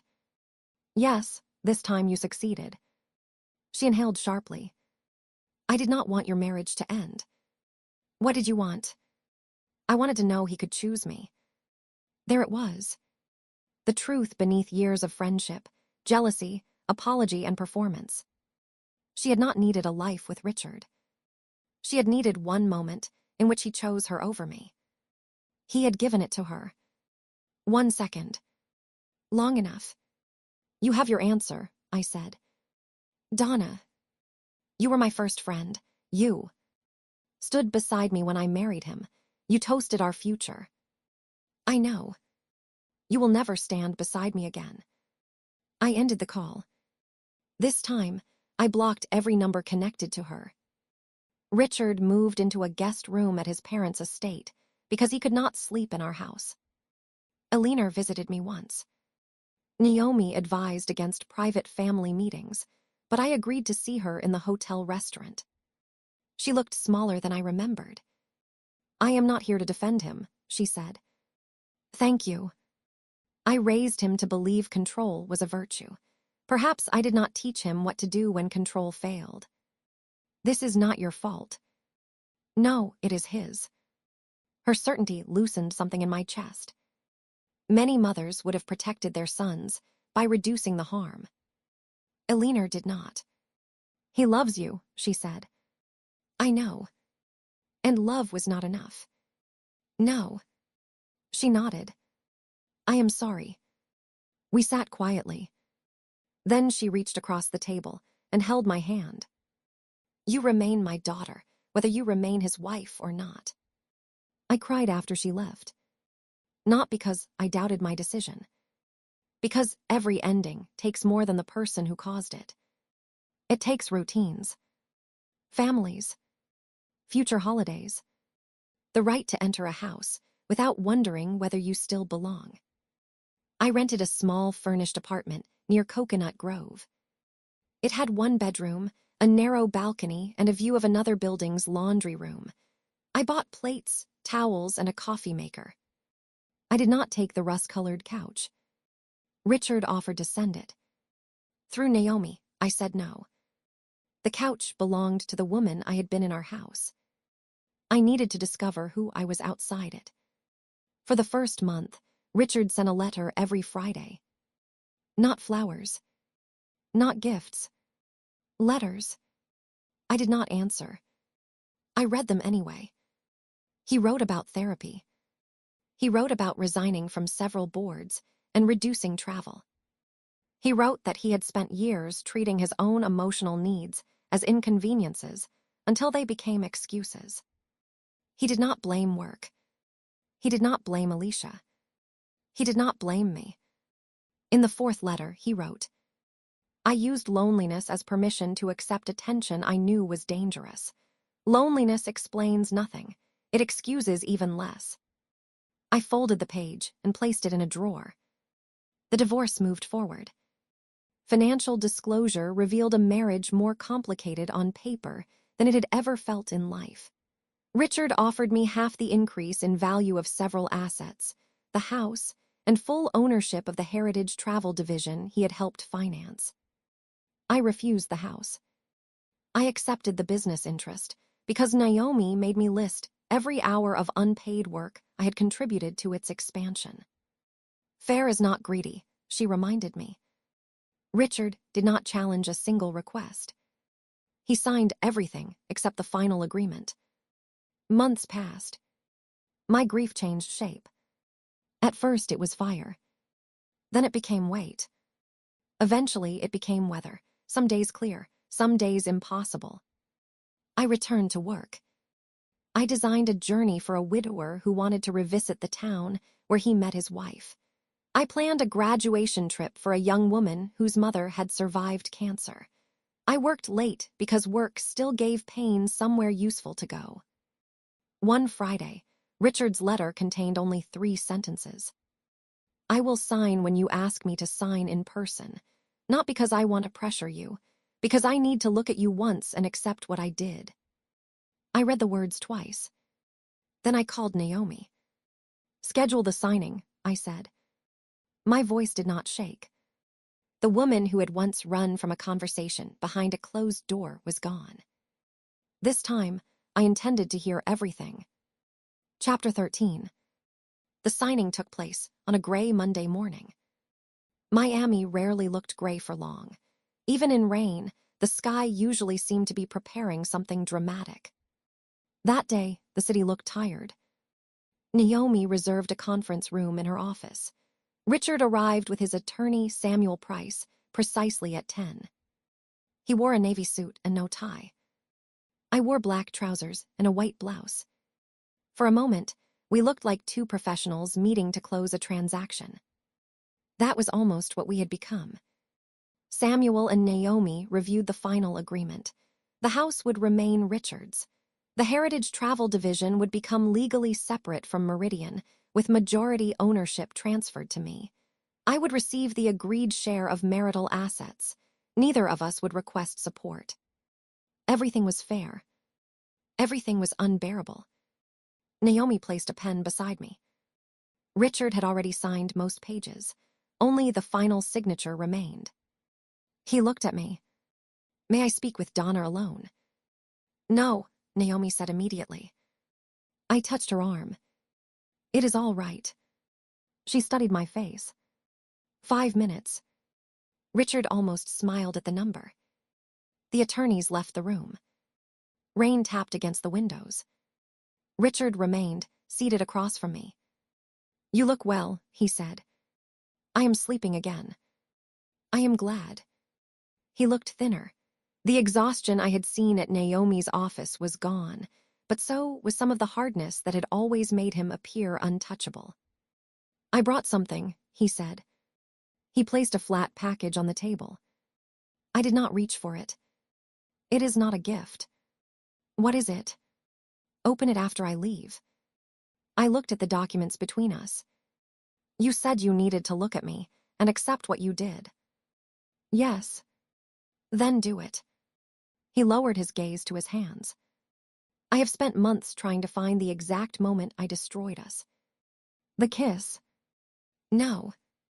My chest tightened. "The kiss was the visible betrayal," he said. "But I began destroying us before that. Every time I chose work and assumed you would understand. Every time I felt lonely and decided that was proof you had failed me.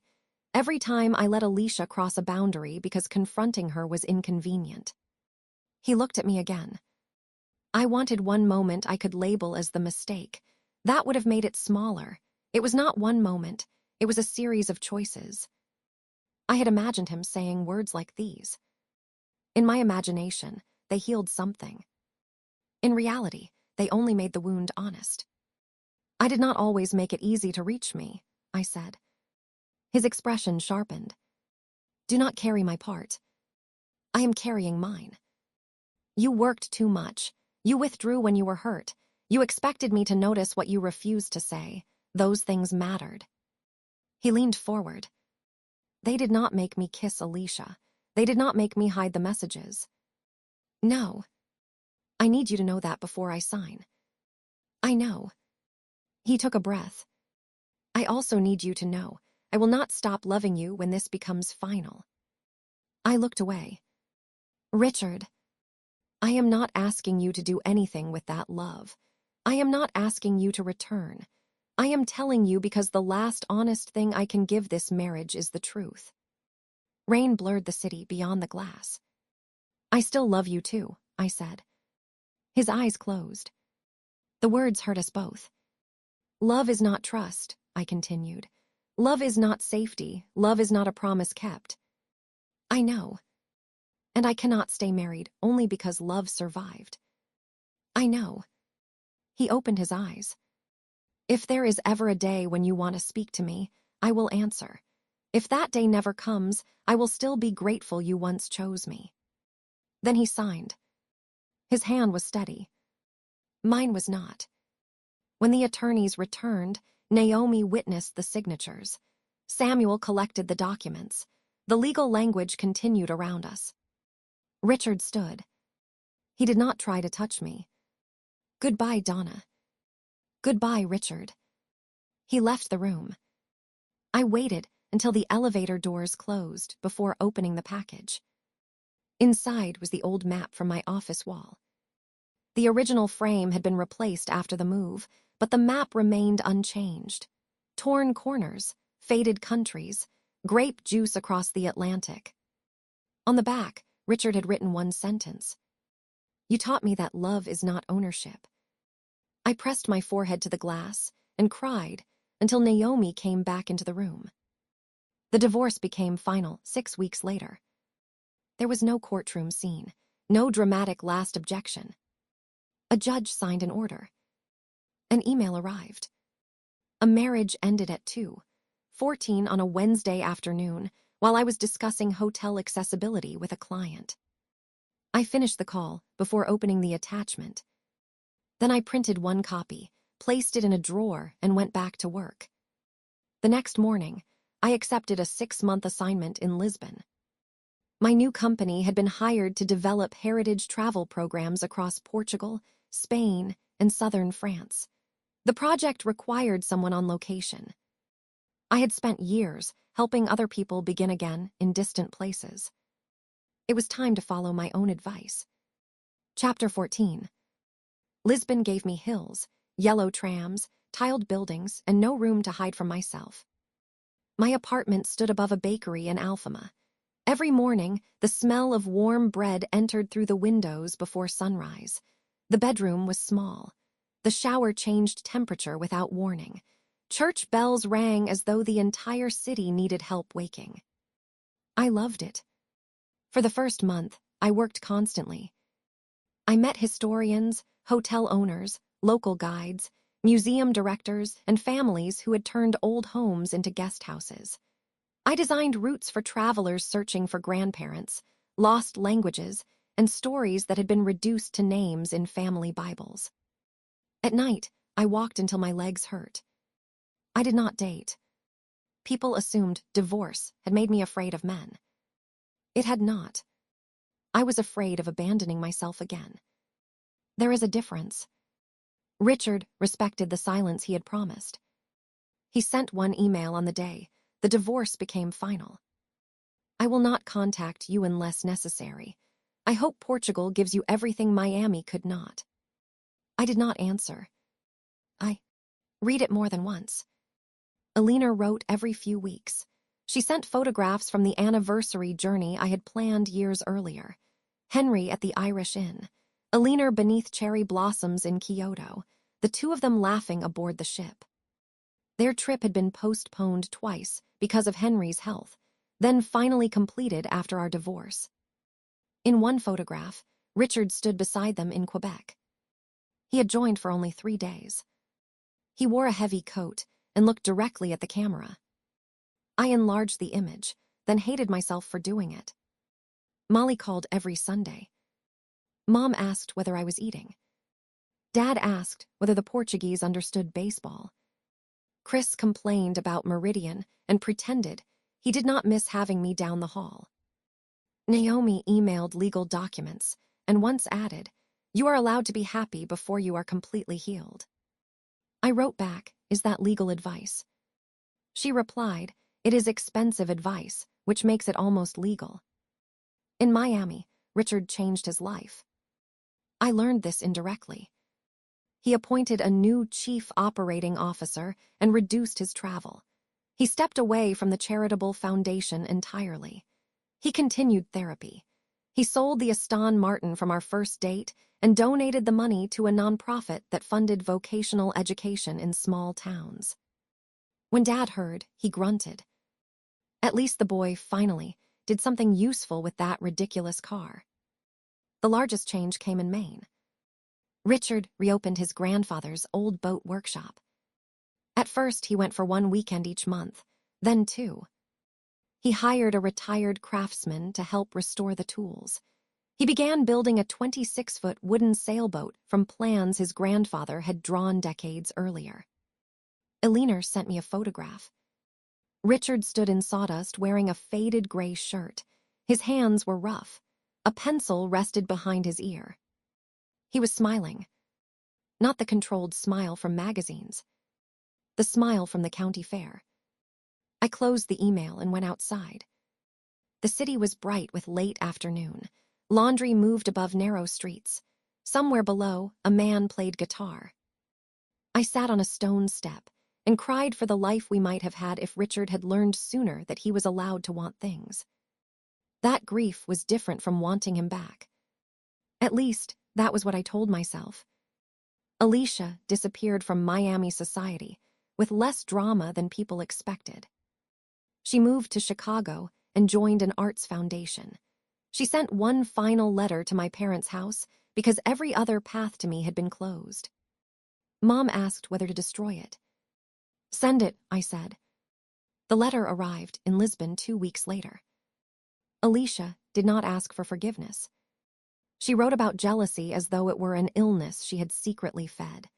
She admitted that after the first anniversary party conflict, she had apologized because she feared losing the stones, not because she had changed. She admitted she accepted a place in my wedding, because standing beside me felt like proof that she still mattered more than the harm she had caused. She admitted the kiss had been deliberate. I knew Richard was angry. I knew he was lonely. I wanted one moment that belonged to me, even if I had to steal it from you. The next sentence was underlined. When he kissed me back, I felt victorious for less than a second. Then I saw his face and understood I had destroyed the only person who had ever loved me without requiring me to earn it. I read that line several times. Alicia believed she had lost me because of Richard. The truth was simpler. She had lost me because she viewed love as a contest and every friend as an audience. I did not reply. Forgiveness is sometimes offered in silence. Reconciliation is not required. 6 months became 9. My company expanded. I hired staff in Miami and Lisbon. I began speaking at travel conferences. I moved from the apartment above the bakery into a slightly larger place with a terrace and enough room for the old map. One evening, I had dinner with a Portuguese architect named Tomas. He was kind. He made me laugh. He did not know Richard's name until the second date. On the third date, he kissed me outside my building.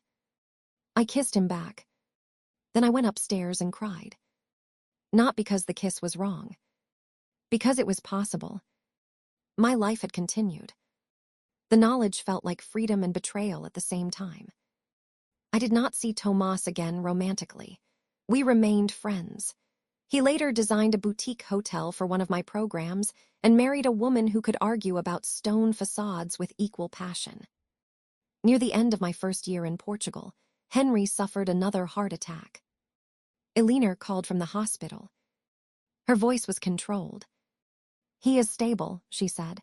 "Richard is here." I sat on the edge of my bed. "Do you need me?" The question escaped before I could stop it. Eleanor was silent. "I always need you," she said, "but I will never use Henry to bring you home." Tears filled my eyes. "Tell him I love him." "I will." Henry recovered.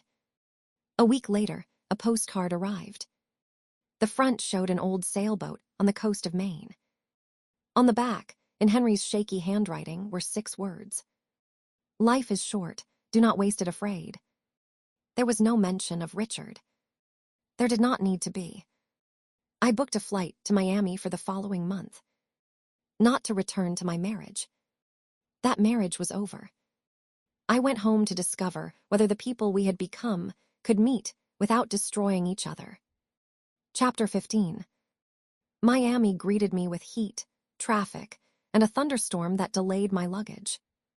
Some things remained faithful. I stayed in a hotel rather than the house or the stone estate. I visited my office, met my new team, and spent 2 days pretending my return was only business. On the third day, I drove to see Henry and Eleanor. The estate looked unchanged. I did not. Mrs. Crawford opened the door. For the first time in all the years I had known her, she hugged me. "You have been gone too long," she said. "I know." Henry sat on the terrace with a blanket over his knees despite the heat. He looked thinner, but his eyes remained bright. "You finally came," he said. I knelt beside his chair and held him carefully. "You scared me." "I scared myself. Very inconvenient." Alina kissed my cheek. We spoke for an hour before Richard's name entered the conversation. "He was in Maine," Alina said. "The boat was nearly finished." "He did not know you were coming," she added. I did not want him to think this was about him. Henry snorted. "Everything is about Richard. Ask Richard." Alina gave him a look. I smiled despite myself. "Is he well?" I asked. "Yes," she said. "Not happy, but well." The distinction mattered. I returned to the hotel that evening and found an email waiting. "Donna, my mother told me you visited. I am glad you came home. I will remain in Maine until you leave unless you ask otherwise. Richard." I stared at the message. The old Richard would have returned immediately. He would have arranged a meeting, created a reason, and trusted persistence to overcome resistance. This Richard stayed away. I wrote back. "I would like to see the boat." His reply came an hour later. "Tell me when." 2 days later, I flew to Portland and drove north along the coast. The workshop stood near a quiet harbor. It smelled of cedar, oil, salt, and dust. Richard waited outside. He wore jeans, work boots, and a dark sweater. His hair was longer than before. A pale scar crossed one knuckle. For several seconds, neither of us moved. Then he said, "Hello, Donna." "Hello, Richard." He did not hug me. I was grateful and disappointed. The boat rested inside the workshop on wooden supports. It was beautiful. The hull curved with patient precision. Brass fittings caught the light. The wood had been polished until it seemed warm beneath my hand. "What is her name?" I asked. "She does not have one." "You have worked on her for a year without naming her." "I am waiting until she tells me." I looked at him. "My grandfather said that." "Your grandfather was probably avoiding a decision." He often disguised avoidance as wisdom. We walked around the boat. Richard explained the construction, the ribs, the keel, the months spent correcting mistakes no one else would ever see. "You could have hired someone to build it," I said. "Yes. But that was not the point." "No." He touched the hull. I needed to become someone who could stay with a difficult thing after it stopped being impressive. The words settled between us. "Is that what therapy taught you?" "Therapy taught me I use sentences like that to sound wiser than I am." I laughed. His face changed at the sound. For a moment, the workshop disappeared. We were back at the fair, back before damage had a history. Then the moment passed. We sat on overturned crates near the open doors. The harbor moved beyond us. "I read Alicia's letter," I said. Richard's jaw tightened. "She told me." "You speak to her?" "No, she emailed once to say she had written to you. I did not answer." "She admitted she planned the kiss." "That does not change what I did." "I know." He looked at the water. "I spent months hating her, because it was easier than hating myself. And now I hope she becomes better far away from us." The answer was exactly right. That frightened me. "I forgive you," I said. Richard turned toward me. The words had lived inside me for weeks. Saying them did not erase the past. It did not restore trust. It did not reopen the marriage. It simply released my grip on punishment. His eyes filled. "Donna, forgiveness is not permission," I said. "It is not a promise. It does not mean I believe we can be together again." "I understand." "Do you?" "Yes." He nodded slowly.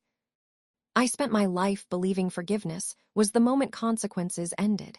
It is not." "No. It is the moment the person you hurt stops carrying the weapon you handed them." I looked at him. "You have become annoyingly articulate." "My therapist is expensive." I laughed again. This time, he smiled. We spoke until sunset. Not only about the marriage. About Portugal, my company, Henry's health, his decision to remain CEO but reduce his role, the workshop, my parents, Molly's engagement. The conversation felt familiar and new. Before I left, Richard walked me to the car. May I ask one thing? He said. You may ask. Would you have coffee with me tomorrow? My heart moved painfully. As what? As two people having coffee. No promises. No expectations. You always have expectations. I am learning to survive disappointment. I considered him. One coffee. One. The next morning, we met at a small cafe near the harbor. One coffee became breakfast. Breakfast became a walk. The walk became another conversation, the following week by phone. We did not call it dating. We did not touch for 2 months. When I returned to Lisbon, Richard did not ask me to stay. He visited only after I invited him. He booked his own hotel. He met my staff. He listened when I spoke about the life I had built without him. We began counseling before we began a relationship. Our therapist, Dr. Maya Levin, refused to let romance replace repair. What would trust look like now? She asked. Access, Richard said. No, I replied. I do not want to inspect his phone for the rest of my life. What do you want? I want the truth before I have to search for it. Richard nodded. I want to tell the truth before I know whether she will stay. That became our work. Not recreating the marriage we had lost. Building something that had never existed before. 6 months after the boat workshop, Richard kissed me outside my Lisbon apartment. He asked first, May I? I looked at the man I had married, divorced, forgiven, and begun to know again. Yes. The kiss was gentle. No victory. No desperation. A question answered slowly. When it ended, he rested his forehead against mine. I still love you, he whispered. I know. Is that all you're going to say? Your compliments still need work. He laughed. Then I kissed him again. Chapter 16. Richard did not propose the second time. I did. It happened 18 months after our first coffee in Maine. By then, we had built a life across 2 cities. I spent part of the year in Lisbon and part in Miami. Richard traveled less and stayed longer. He learned enough Portuguese to order breakfast and accidentally tell a hotel owner he admired her chickens. The boat was finished. We named her Second Map. Richard objected at first. It sounds like a navigation error. It sounds like another chance to choose a direction. He accepted the name. We sailed her for the first time in early summer. Henry and Alina watched from the dock. My parents had flown in from Ohio. Molly brought her new husband. Graham stood beside Mrs. Crawford, pretending he had dust in his eyes. The boat moved beautifully. Richard held the wheel. I stood beside him as the Maine coast opened ahead. You did this, I said. We did this. I did not build a boat. You made me remember I wanted to. The words no longer felt like debt. They felt like gratitude. That evening, after everyone left, we sat on the dock with our feet above the water. Richard had returned my grandmother's ring months earlier. He kept it in a small box but never mentioned it. He had told me the choice belonged to me. I took the box from my bag. He looked at it, then at me. Donna, I have spent a long time deciding what forgiveness means. He remained completely still. It does not mean forgetting. It does not mean the first marriage was secretly fine. It does not mean we are safe because we suffered enough. No, he said quietly. It means I know who you were when you hurt me. I also know who you chose to become afterward. His eyes shone. I know who I was too, I continued. I loved deeply, but I disappeared inside strength. I treated needing someone as weakness until I needed you to read my mind. You are not responsible for what I did. I know, this is not about sharing blame. It is about sharing truth. He waited. I opened the box. Richard Stone, will you marry me again? For the first time in all the years I had known him, Richard could not speak. He looked away, pressed one hand to his mouth, and laughed through tears. Your delivery needs work, I said. He turned back to me. Yes. That sounded efficient. Yes, he repeated. Serious, exclusive, permanent if you will have me. I will have you honestly. He took the ring, but did not slide it onto my finger. Are you sure you want this one? I looked at the old diamond. It carries a story. Not all of it is good. No real story is. He placed the ring on my hand. We married again in Hartwell. Not at the Stone estate. Not before hundreds of guests. In my parents' backyard, beneath the maple tree. Dad had removed the old plastic buckets but planted tomatoes in neat wooden boxes. Mom wore blue. Henry used a wheelchair and complained about the grass.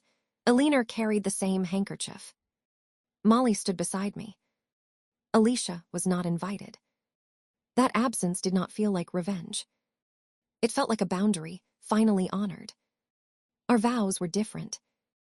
Richard did not promise never to fail. He promised never to hide failure until it became betrayal. I did not promise to stay no matter what. I promised to speak before silence became distance.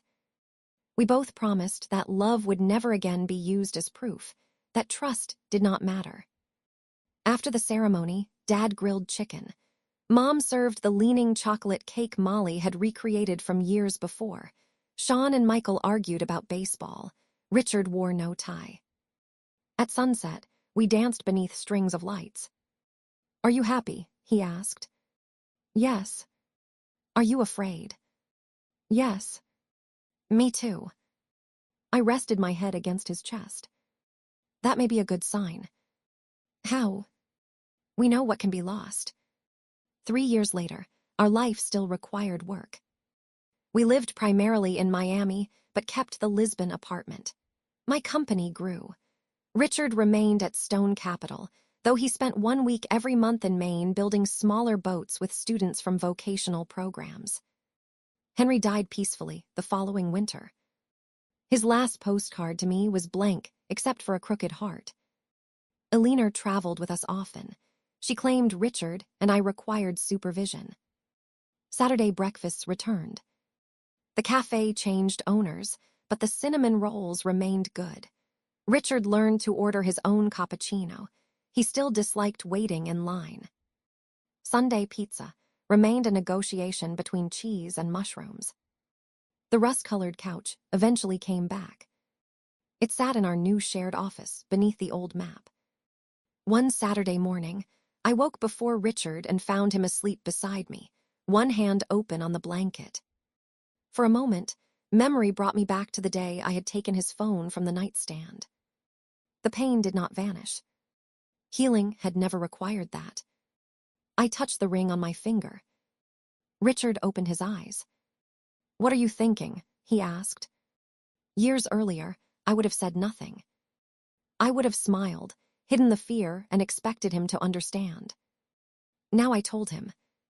I remembered the day I left. He became still. Do you regret coming back? No. He waited, because he had learned that one answer could contain more than one truth. I regret that we had to become strangers before we learned how to be married. Richard took my hand. I regret the man I was. I know. I am grateful for the man you allowed me to become. You became him yourself. He lifted my hand and kissed it. Outside, morning light moved across Biscayne Bay. My childhood map still hung in the next room, stained and torn, the roots faded beneath years of touch. As a girl, I had believed maps existed to prevent people from becoming lost. I understood now that the best maps do something else. They show that there is more than one road home. Epilogue. The postcard home. 5 years after our second wedding, my parents celebrated 50 years of marriage. Dad insisted they did not need a party. Mom insisted she did not want people making a fuss. Both statements were lies. My brothers organized a backyard reception in Hartwell. Molly ordered flowers. I arranged flights, hotels, and a family trip to Ireland. Richard handled the secret without suggesting anyone pretend to be his girlfriend. That alone felt like progress. We had discussed dozens of destinations with my parents over the years. Dad wanted places where he could understand the menu. Mom wanted old churches, gardens, and enough time to drink coffee without being rushed. Ireland gave them both what they wanted. It also carried a private meaning for Richard and me. Henry and Alina had begun their first anniversary journey there. Their story had brought me into the Stone estate. It had given Richard a reason to walk into Chris Nolan's office and change my life. Now we would return with the people who had first taught me what commitment looked like. Our daughter, Hope, was 4 years old. Her name had not been chosen as a symbol, at least not intentionally. During the pregnancy, Richard produced spreadsheets with names, meanings, historical associations, and popularity rankings. I rejected the spreadsheet on principle. One evening, while we were sailing Second Map, a storm formed farther out at sea. The harbor master warned everyone to return early. We watched gray clouds gather while our unborn child moved beneath my hand. "I hope she is brave," Richard said. "I hope she knows she does not have to be brave all the time." He covered my hand with his. "Hope," he repeated. The name stayed.